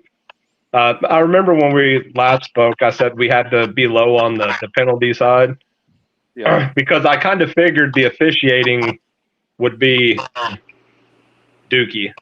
And I think it's going to be the same way even when we play Georgia and Neyland, that the officiating will not go our way. But I think that the Georgia game is more winnable than the Alabama game is. My most worried game for the rest of the year is actually against Missouri. That's fair. Yeah. Road yeah, game. No, Yeah, that game worries me too. Yeah, That should be a barn burner. Yep. Yeah. Yeah, absolutely. So guys, how does everyone feel about the rest of the schedule? Like, does everyone feel pretty solid about it, other than Georgia? Is that the game that makes everyone nervous, or is there someone that worries everyone? Missouri makes me nervous because Brady Cook is playing outstanding. Yep. I mean, he can get it done with his legs. He's a great pocket passer. Luther Burden is playing great. I mean, we're going to have to bring our A game secondary-wise and pass rush-wise if we want to secure this win. I knew Missouri Brady and Cook was a Kentucky, problem they're last good. year. Yeah, after last year's game with Missouri, I knew Brady Cook's legs were a problem if he could just get everything else going. Yeah. Boogie, while you Now- were gone, I'm pretty sure I got your channel banned from the internet for all time. So Did you I make another apologize. Joe Biden joke? Was it a Joe Biden joke? I'm just warning you. Joe Biden joke. I didn't. That, Everything went fine. That was funny. All right, well, let me hit these real quick. Nothing to see here. Michael Young, new member of the channel. Appreciate that support. Guys, hit that join button down below. We would appreciate it. Coach Rice dropping another $5. Says, Coach, I take back what I said about Joe last night. Did rewatch today. Joe missed guys all night by reading the film Rewatch late. the It's film. bad. Yes. Nico time. Rewatch the film, and do me a favor, when you guys rewatch the film, even on completion plays, I want you to watch what the other wide receivers are doing and watch it Yes. slow. And I promise you, Parker, you probably had a great view of it. So maybe you could Yes. speak on, were there other open wide receivers all night in the second half and in the first half? Yes, there were, and not only that, it was like he would pass it to the tougher choice. Yes. He would Yes. pass it. That first touchdown of the day, like just to bring it up, like down the middle, I think it was Jacob Warren, right down the middle, or someone wide open, like 6 Warren was yards open all night. between. Yeah, literally. Funny enough, too, and we used to do it a lot when Hendon was there, but off the bubble, there's what we call panic route off that bubble, right, where the inside slot receiver kind of goes on what looks like a slant, but it's actually a slice route that heads up deep, right? So it's slant, it's kind of slice to seam is what we call it. So acts like a slant, but then seams up. And off the bubble, if you see that when you turn for the bubble, you can turn bubble and hit slice. And Hendon used to do it masterfully. On the first one of the game, Chaz Nimrod was open for a touchdown. There's which would've a been- really weird poppy type, like audio is being caught in someone's mic, and That's what happens on the fan call-in show, Pecan. We got to figure out who the guilty party is and kick them off the show and ban them forever. Actually, what I need... oh, my gosh. Faith... See what you did, Pecan? You come on and yell, and Faith thinks it's her, and she leaves. The first female in the history of Talkin VAWLS, Pecan yells at people, and Faith disappears, and it's not even her. The noise is still there. It's not even Faith. I think the easy solution is if we're not talking, just mute. Well, I can figure out who it is right now. that's what I do when I'm not wait. speaking. I mute the mic. Wait, was it The honesty? problem with that is I'm too stupid to unmute it when I've been it starts muted the whole speaking, time. So More importantly, BS Osborne is in the house. It's been a long time. Everybody mute. If you're not talking, mute. And look, I say this all the time on the fan call-in shows. This is not a bunch of YouTubers. Like, if Coach Jay is having issues, if I'm having issues, Dauber or somebody on the post-game show, yell at us. By all means, yell at us. But the fan call-in show, man, I want you guys to come on, have a good time, have a voice. Papa J drops a $5 super chat, says, well, got a loss but gained a future son-in-law. That's a big win for me, GBO. Papa J, I want to tell you congrats, but I also want to cuss out your son-in-law. So I don't know where I'm at in life, but congratulations to you. I hope he is a fine young man. I think when my daughters get proposed to, I'll probably cry. It's probably going to be a hard go for old dad. Look, you better treat my daughter right or I'm going to jail. Rusty Thompson becomes a member of the channel. Appreciate that, Rusty. Thank you for the support. We're caught up on Super Chats. Y'all ran Faith off. She's gone. BS Osborne, long time no see. I want to know what you thought of the game, brother. I always enjoy your stories, your opinions, and you're like, I ramble, I talk too much. Boogie, I'm old. No, I love when you come on, so I appreciate you jumping on with us.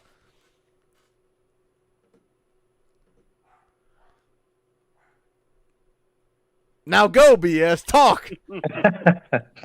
Well, all right. Hello, everybody. Well, yeah, no,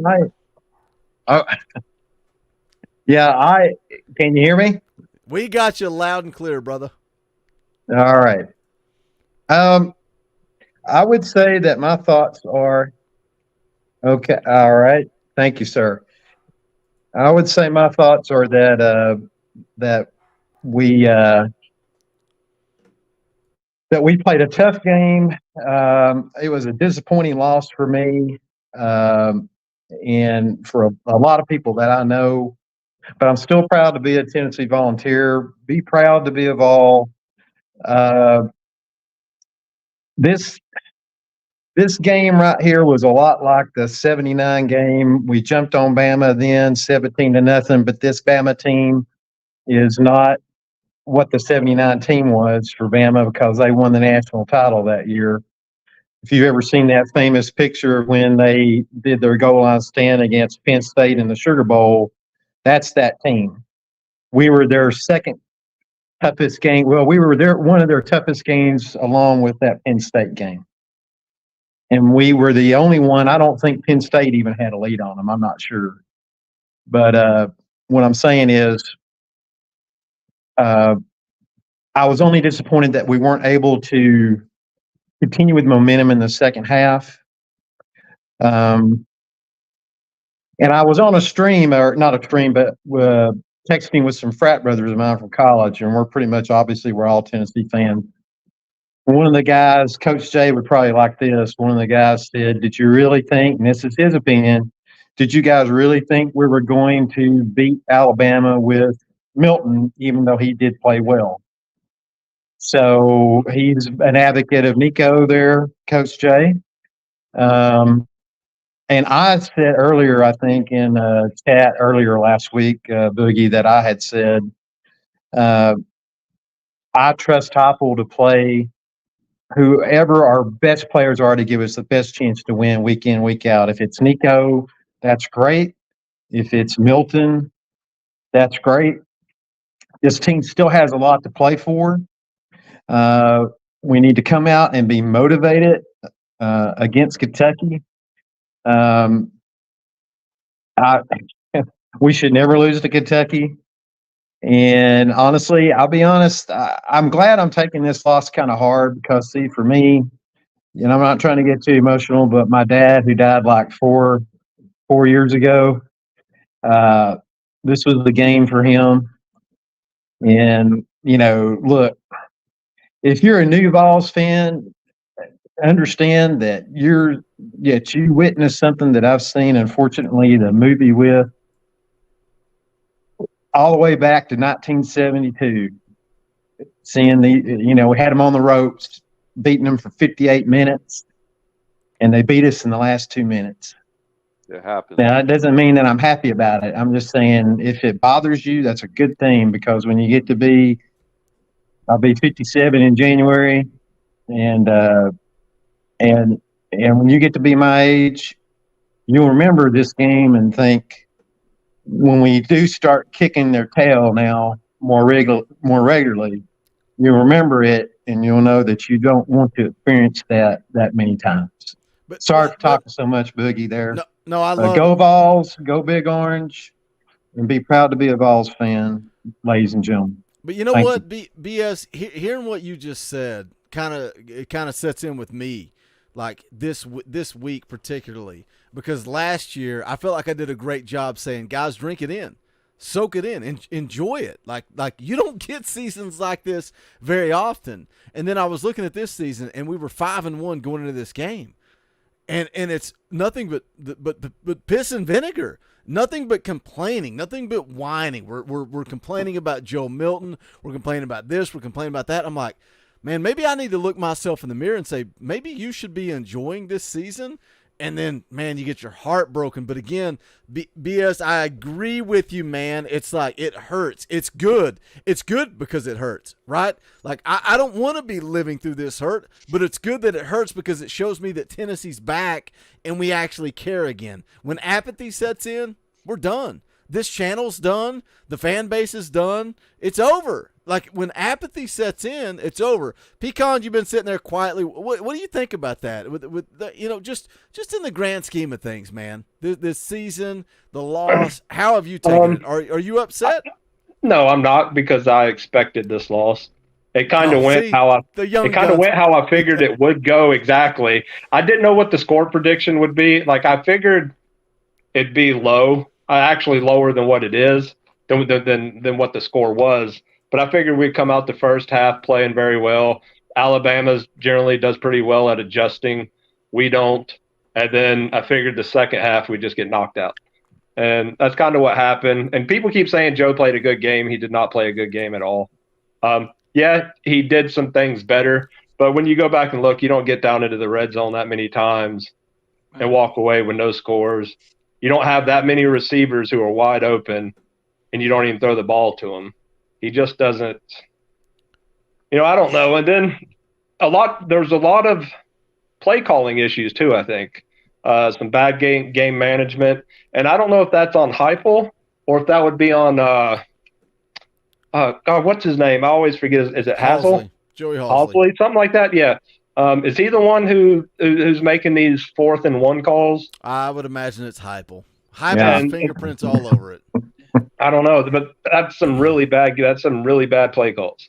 I think especially when the game is still winnable and the game's not lost, and you're on our side with a 4th and 1, but it's stuck y'all hard to the end, trying to run it straight up. Like we're so predictable on what we're going to do. I think that's on Heupel. Halsley, I think where we're missing goalish is eyes in the sky. Right, I'm seeing the defense do this. How can we adjust? How can we make changes? I see a lot of heads nodding. Actually, can I get one person that's been here since the beginning? If you can drop, we got Sling Blade in the back wanting to jump on. Somebody that's been here from BS. Don't go anywhere. You just got here. You're not doing this to me. I love your opinions. I value your opinions. I want you to stick around. Somebody that's been here since the beginning. If you could drop, we'll add Sling Blade on. BS, nice to meet you, man. Hope we'll see you again. See you guys next week, man. Yes, sir. You too. Thank you. Later, Eric. Have a good night, brother. Eric's the man. BS, don't go anywhere. We got Sling Blade on here. Let me hit this super chat from Coach Rice for 2. LOL. Love you, Boogie. We cool, I promise. Ha, ha, ha. Yeah, I told my wife, I was like, he's not mad at me. Don't you worry. Like, Coach is mad at the game. Let's talk about Joe Milton. I see a whole lot of head nodding going on. Everybody wants to blame Joe. Where's Coach Jay? I want Coach Jay to hear this. Get your butt back in here. Turn your camera on. Turn your microphone on.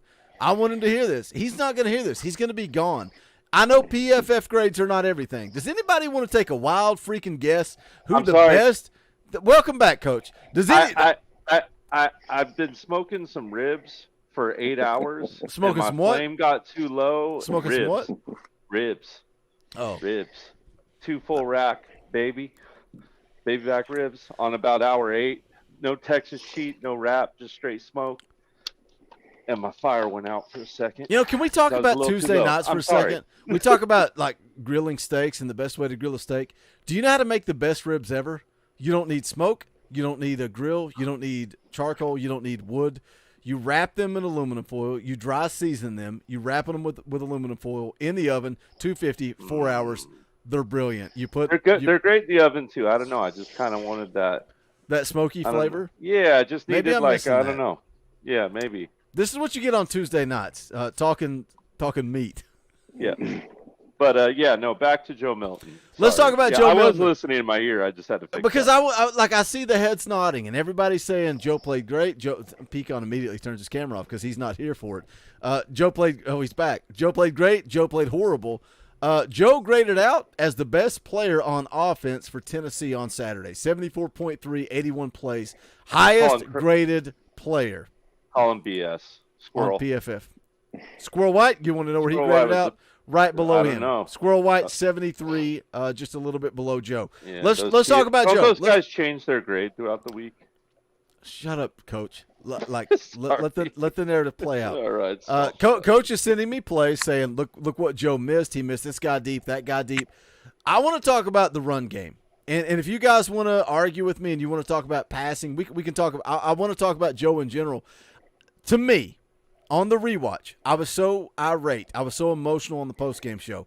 On the rewatch, I came out of it with some positivity. If Joe runs the football the rest of the way like he ran against Alabama, Tennessee's not losing to anybody other than Georgia. If he runs the football the way he ran the football. Sling Blade, you just popped in here, so I'm putting you on. Why is it chrome domes? Why is everybody on the bottom got chrome domes? Do I need to take my hat off and get down there on the bottom? I think I do. But Sling Blade, what are your thoughts on Joe, the way he played, the way he ran? Let's talk about the running game as a whole. I tell you, I was like everyone else, Boogie. Joe's first run, I got all excited when he trucked that dude at the beginning of the game. Heck yeah. And, I was like a crazy idiot here in the living room, I think I said, let's effing go, Joe, and my kids are probably like, did you hear what Daddy just said?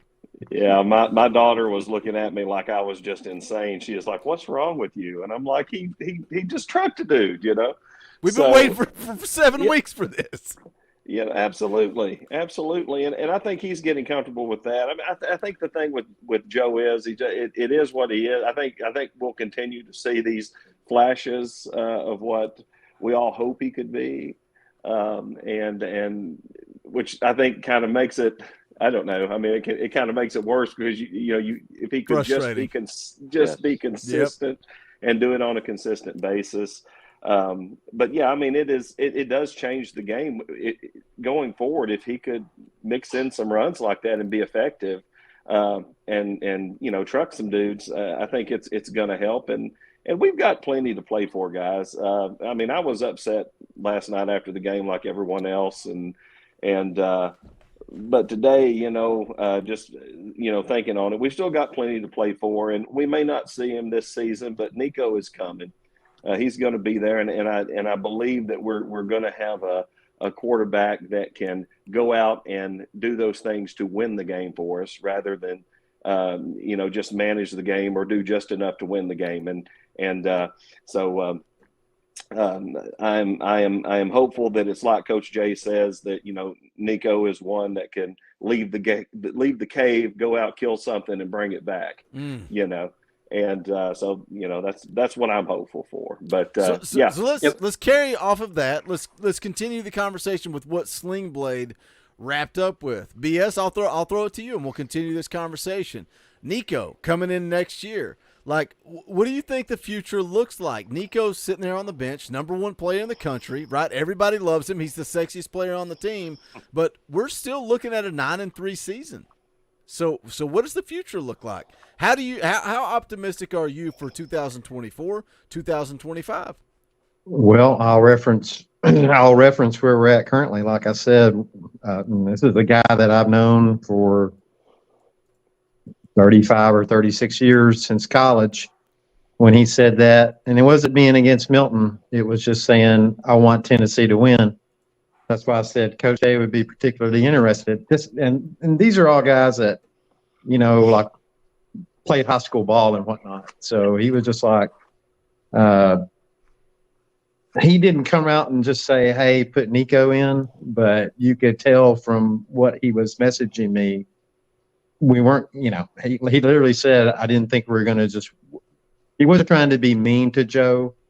He just said, "I didn't think we would win with Joe," and he's positive with Nico as far as my thoughts. I've seen some of the things that you, Boogie, and Coach Jay have talked about with Nico, and looked at some of his highlights of my own accord. I'm very excited. I think his arm is what would they call it? Very live, I would say. I think he'll be able to stretch the field. It looks like he has good vision, and that's being downplaying it. So I think with the right receivers, and the key is, and we all know this from sports, it's the fundamentals. It's, our line play. Is our offensive line going to be good enough in next year and in 25 in order to deliver that, along with obviously our defense? And I'm hoping that it will be. I don't want to delve too much into recruiting, but I hope that we can continue to improve upon offensive line recruiting, just myself personally, and continue to do well with that. Excuse me, because that will only help Nico excel. He can't excel if he's running for his life or he's going to be laying on his back. And I'm not saying that's going to happen, but you can be the best player in the world, but we've got to continue to excel in the trenches. So, I want to put somebody on blast. Let's see. Hey, Coach Jay, give me a number 1 through 3. 4. Okay, Pecan, you're on blast. What did you think of Joe Milton's play, and what do you think about Nico? Would you play Nico or would you roll with Joe? Let's talk about quarterbacks. I don't like Joe, but I would still roll with Joe over Nico. I do think when we play UConn, I think maybe have Joe come out, play a quarter, and then the rest of the game have it be Nico and Gaston for the rest of the game on that one. But for the rest of the year, I think we're Joe unless he gets injured. It's like trying not to be mean. I'm trying to be a nice person. No, hey, it's the place for it. Just shoot yes, straight. Yeah, I yeah. say Give it us your all the opinion. time. Like me and Coach Jay disagreed today, and I'm like, this is a beautiful thing, and we've really not even got into our disagreements. We're letting you guys roll with it. I think he made a couple good decisions on Alabama when he ran the ball, but there were still chances where he could have run the ball and gotten the first down, or he had chances to break out if he did something a little bit that he just doesn't catch. He doesn't catch the reads almost all around when it comes to play call. He's slow. He's always having to look over at the line. He's always having to turn his head, look over at the line, and he can't be relied to make adjustments himself. Right, like that. I think that's why we're as fortunate as we are to have the center back. Is if we did not have him back, I mean, that game would have been ugly yesterday without. Yeah, it would have been ugly, and the rest of the year would probably be pretty ugly. And it goes back to what BS said about next year, right? Next year when Nico takes over, what's the offensive line look like? And I was having a conversation with a buddy of mine. There's a lot of guys on this offensive line that have a COVID year. Where do you spend your NIL money? Do you go to Cooper Mason and say, hey, now, one thing I do want to say that there is other places to put blame, because when Joe does underthrow, overthrow, or he'll throw, he throws behind a lot also, but there's still catchable balls if the receiver's playing elite. And I think that's a big problem that we've run into too. And I'm guilty of overly bashing Joe when there are plays where, yes, the ball was not perfect, but the receiver should have still brung, they should have still caught the ball. You lose as a team, right? You play win as a team and lose as a team. Right, let me do something real quick, and then Honest, we'll hit your comments. I need 2 more guys to drop that have been here early. We got 2 guys in the back. One is Coach Rice. One is a celebrity. It's Arn Anderson. You guys know who Arn Anderson is? of the Four Horsemen, he's in the back, and he wants to come on the show. So if you want to see a member of the Four Horsemen, we need 2 people to drop, and we're going to continue to roll on.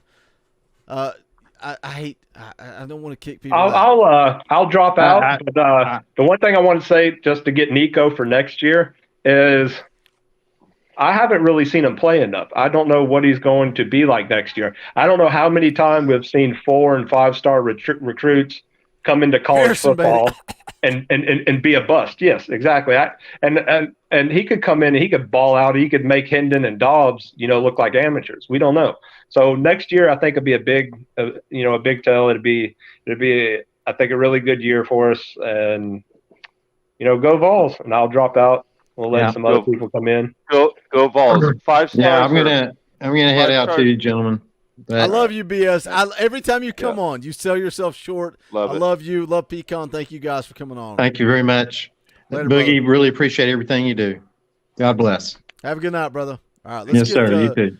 We'll trade one bald guy for another, and then here's Arn Anderson. Tim Bradley, Arn Anderson, the enforcer.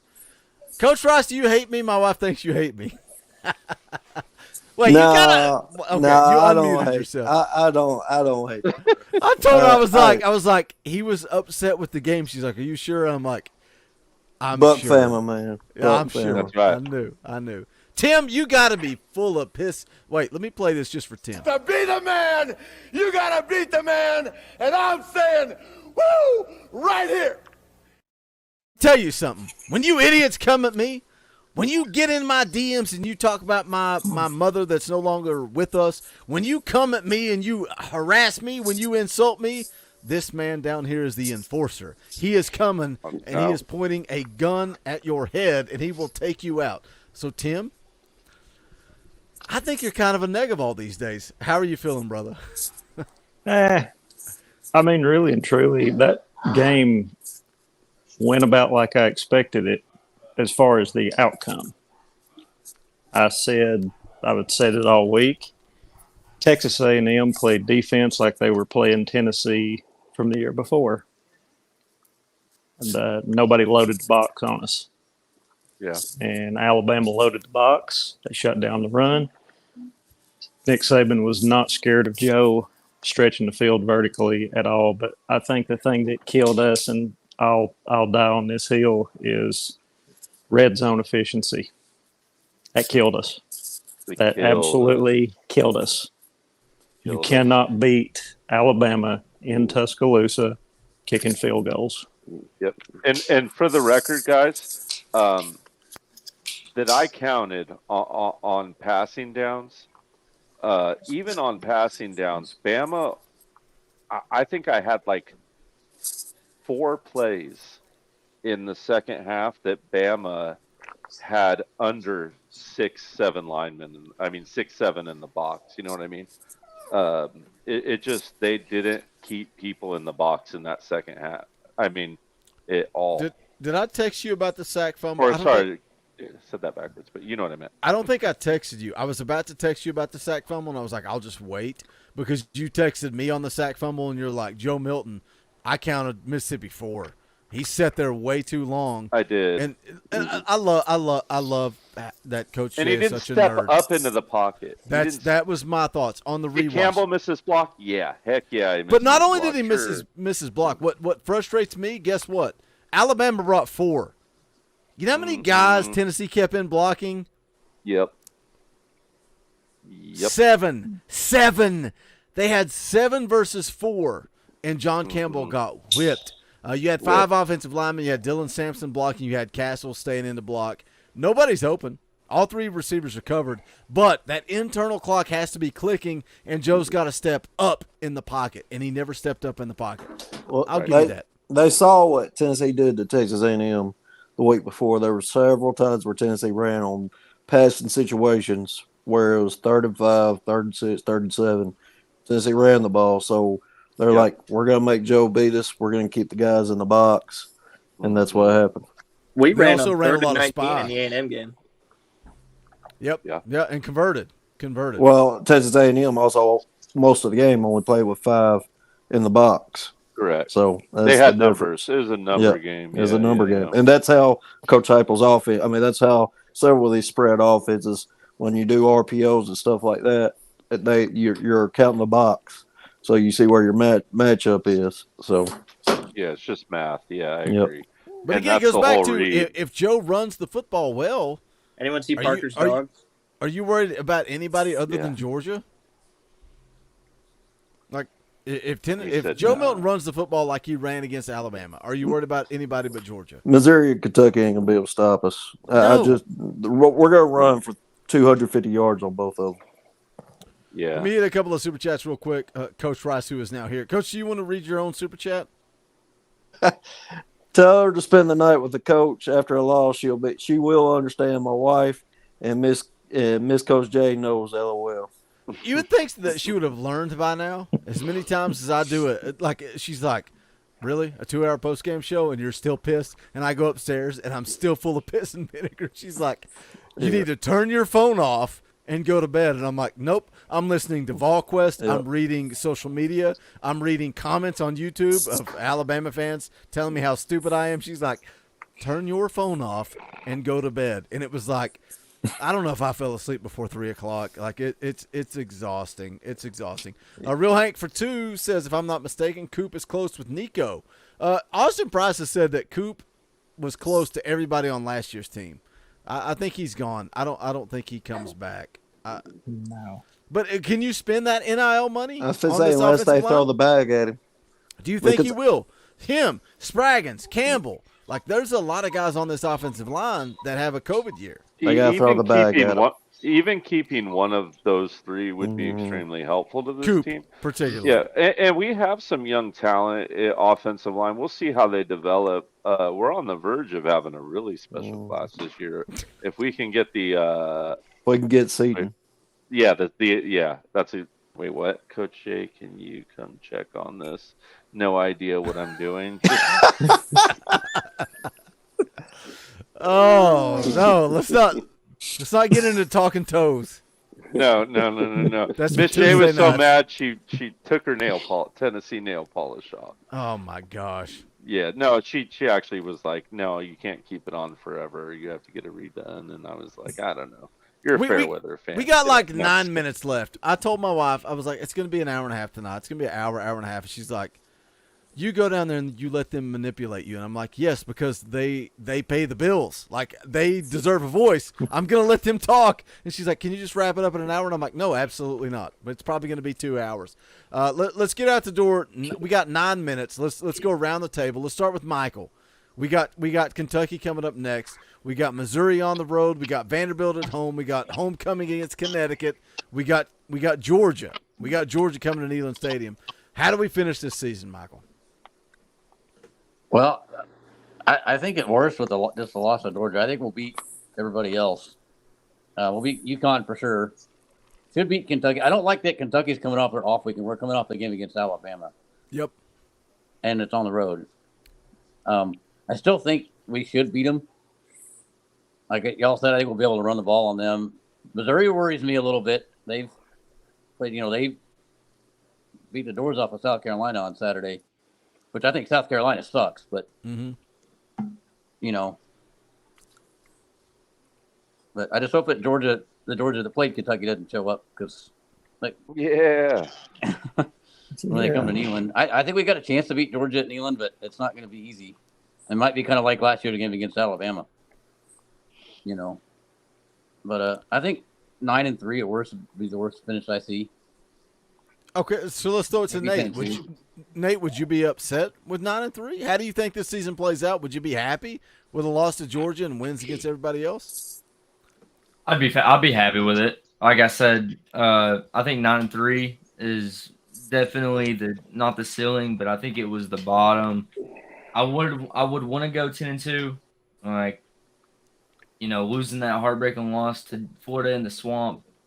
I thought it would kill our momentum this year, honestly, guys. Thought it would kill it. And, then we put this fan base back on our back and, saddled up and we just took it to them and took it to the next team. And now we're looking at it and, this is a good football team.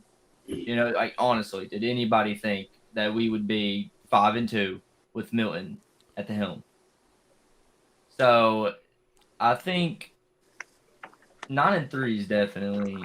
I'm definitely content with 9-3. I believe we can beat Georgia. No Brock Bowers. All right, that's one of the number one targets. All right, you gotta think that. But you just have to be on your A game. And of course, Georgia, it's going to be at Neyland. Georgia refs, never know. Know how that goes. Officiating's terrible, especially when it's against Tennessee. But, as long as you play through adversity, I think we got this game in the bag. What do you think, Parker? Hey, look, if you win out and you go win 10 games, how are you going to complain about that? How are you going to complain? How do you think the back half of this season plays out, Parker?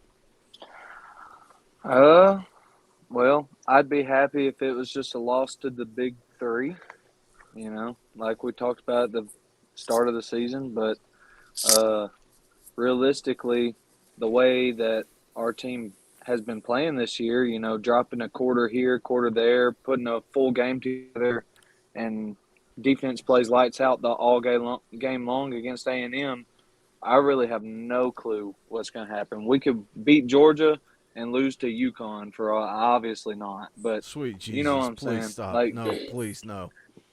But I do want to point out just really, really quick 3 things that I saw at the game while I was there. Second half, they came out and all of a sudden they're like, all right, we're going to attack the edges with the quarterback run game and the wide receiver screens and the not wide receiver screens but end arounds and stuff. And then with the running game, we never adjusted to that ever, and it destroyed us. That killed us. That kept their drives alive. And then also, one thing I wanted to note about Joe Milton while we were talking about it earlier is Joe Milton. It's like I don't know if it's a composure thing or what it is, but I think he makes his reads almost too fast, either trying to just get through them or whatever. I think Hendon was so good at allowing the information to come at him not slowed down, and he'd see a route and he'd be like, okay, that needs one more second, and I need to check that again because that hasn't developed yet. Milton isn't letting some of these routes develop that could be touchdowns if he would just let them continue. And then the other thing is, man, I love Coach Heupel to death. I've never seen a good Tennessee coach as long as I've been alive. So this is my favorite one. And but Coach Hype, like how we were talking about Joe Cool at the beginning of the season, like Joe Cool, he's nothing gets under his skin. We'd like to see a little fire from him every now and then. I feel like in that second half, if we couldn't cause any momentum on that field, any momentum with the fans, anything like that, at that point, on the road, you as a coach have to show some emotion. You have to show when you're fighting the refs and you're fighting Alabama and you're fighting Gary Danielson and Nick Saban, all these people coming at you, yada yada. You have to be able to keep your composure, but also show some emotion. I don't understand. I get you can't just get fired up and have a Nick Saban come apart like he did last year when we played him. But golly, man, like show some fire out there sometimes. You can't be the cool, calm, collected coach at all times. And I don't know, y'all. We've got 2 coaches in here. Y'all can speak to that if you want, but 9-3. That's why I'm guessing that'd be a win season in my book, and that's where I'll leave it. I'm sorry I went over. No, you're good. I think. Sorry, Coach Rice, if I'm cutting you off, but I think at least for me, and then you can of course talk. That's awesome. By the way, he's got like the smoky, like in the emojis, emoji access. So that's awesome, right? Oh man, there. that little kid's that's tired. precious. He's tired. Oh yeah, he's like, Dad, we've been talking Tennessee football. For He's tired. 15 hours. I told my wife. I told my wife. I said 2 more minutes and we'll put him down. There you go. There you go. We got business to attend to, Mrs. Rice. Business. But and Parker, I know, if you hadn't seen a good Tennessee football coach, that sucks, right? That's unfortunate. But which means also you probably don't remember Josh Heupel as a player. He was a cool, calm, and collected killer, right? Is what he was. Great player, phenomenal player, a brilliant quarterback. But it's just kind of who he is, and I think as a position coach, especially where he comes from in the position coaching tree, he needs to be cool, calm, and collected throughout his coaching career. And now he's gotten to a point where I think you're right. I think he is showing a little bit of that youth in head coaching, and he could be a little more fiery at times. He could have a little bit of better game management times. But I'll tell you what, I do believe he will continue to improve as a head coach, and I agree with you. We got a good one. So I think Coach Hype will continue to get better, and I think he's self-aware. But that's just kind of, I think, where he's progressed from. But maybe Coach Rice, what say you? Well, I mean, I agree. I think, and Coach Heupel is still, like you said, young in his head coaching career, so he's still learning and mastering his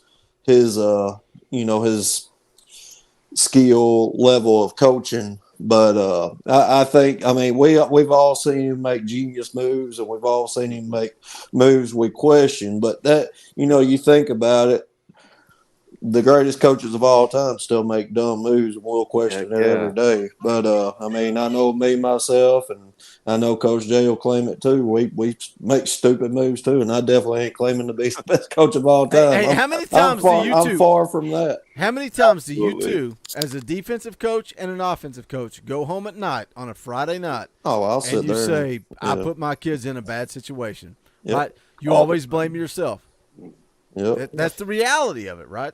Yeah, but going to what we were talking about Kentucky wise, dude, Kentucky here's the key stat. Like Josh Pate says, pop lock or whatever he says when he pops his paper. Kentucky is 5-8 coming off a bye under Mark Stoops. So I think we're going to bring it to them. They ain't going to want anything to do with us. I think we rushed for over 250 yards. I think Joe throws for over 250. So I think we're going to be rocking and rolling in Lexington, Kentucky Saturday night. And I think the rest of the year, we all talked about it last night. I think 9-3 is still going to be my goal. I think we could beat Georgia, but we better bring it. Joe's got to, like I said in that chat earlier, and I think y'all talked about it a little bit after. We got a lot to work on with Joe as far as his decisiveness. He's just making reads that, he made some throws that, I mean, it looked good, but there's a couple people running wide open after watching the rewatch. So, but that's all I got. I'll let Tim go. But I'm gonna say 9-3, and that's not a letdown to me. I played football and through school, played flag leagues when I was on active duty. Every post I was at, I played on a flag league, and then now I'm kind of starting to coach with my kids, and long-term success for a football team is not linear. It is not linear. It's up and down. We knew we was going to have a fall off this year, and 9-3 is a good season to me. I will say two things I wanted to point out. As far as the defense goes, Danico Slaughter finally getting his head turned around. I was running through the house yelling, and my son is sitting beside me, said, "Dad, what are you doing?" I said, "He finally turned his head around and made a play on the ball, son. Like I've been telling you all season long, turn your head around." And the other thing that is killing me, but this has plagued Tennessee for years, free safeties on that deep crossing route. You have got to pick that up. You've got to, and especially on those couple third down plays where Bill Rowe just dumped that thing right over the center, and I called it every time. I told my son, sit next to me, I said, he's going to dump it over the middle, and he's going to hit that deep crossing route. And that has got us since Philip Fulmer, guys. We cannot find a coach, and I don't know what it is, but if you're a free safety, that play has developed long enough to where you have got to pull down and come over top of that, because that deep route, that DB, especially if he's went, he's not going to pick that up. And it kills me. It kills me every time it happens because it seems like it plagues us over and over again. But yeah, I'm going to say 9-3 rest of the season. You should have seen that in person. It was, oh God, I saw it a mile away. We've been witnessing it for a long time. You know why that crossing route was able to happen? Because they were holding Tyler Barron. Thank you. Now hey, stop I get crying. that. Stop being a crybaby. Stop making excuses, you pansy. Alabama's better than And Tennessee, coach, I get that. Coach, I get that. But it's I was telling my son, we talk football all the time during these games because he plays the same position I played, so I can coach him. And I'm telling him, said, son, when you see them holding your DBs and you see them holding your linemen, you've got to be waiting on that. Because one of those guys. Somebody took out the enforcer. This is a problem. That Alabama referee just cut his power at his house. Tim is back. I thought Arn Anderson was in his house, gunned down. Yeah, I was gonna say. Tim, you're back. Finish that thought. Oh, and now he's muted. Oh, yeah. This is what happens with Alabama. They take out our communications. Playing dirty, kicking people in the end zone. Daggone realtor. And he gone. He dead right here on air. Pecan for 5. Georgia at Neyland is winnable if we mix it up. I'm starting to question Halsley. Mizzou is the game that scares me. Halsley ain't calling the plays. No, he's not. It's all Josh Heupel. But thank you for the super chat. I wanted to give a shout out for Tim. Tim's the one that hooked us up with the Fisher House Foundation, who they provide homes for military, and that's kind of what we do in the off season. We do a charity stream, and I'm going to do it again this year. Probably sometime in January, we'll get together with A to Z Sports, VolQuest, Go Vols 247. We want to give back, man. We support our military here on the Talkin VAWLS Network. We are 2 hours into this thing. We got to get out the door. But guess what? We'll be live tomorrow morning, 9 a.m. with Eric Kane. He's going to be in the house. He was awake at 3 a.m. last night doing his post-game reactions. Busiest man in the business. We got to get out the door. I love you guys. I appreciate you guys. For Coach Jay, for Michael, for Nate, for Coach Rice, for Sling Blade, for Honesty, for Parker Townsend. My name is Boogie Bentley. This is the Talkin VAWLS Network. We got more content coming your way this week. Go Big Orange.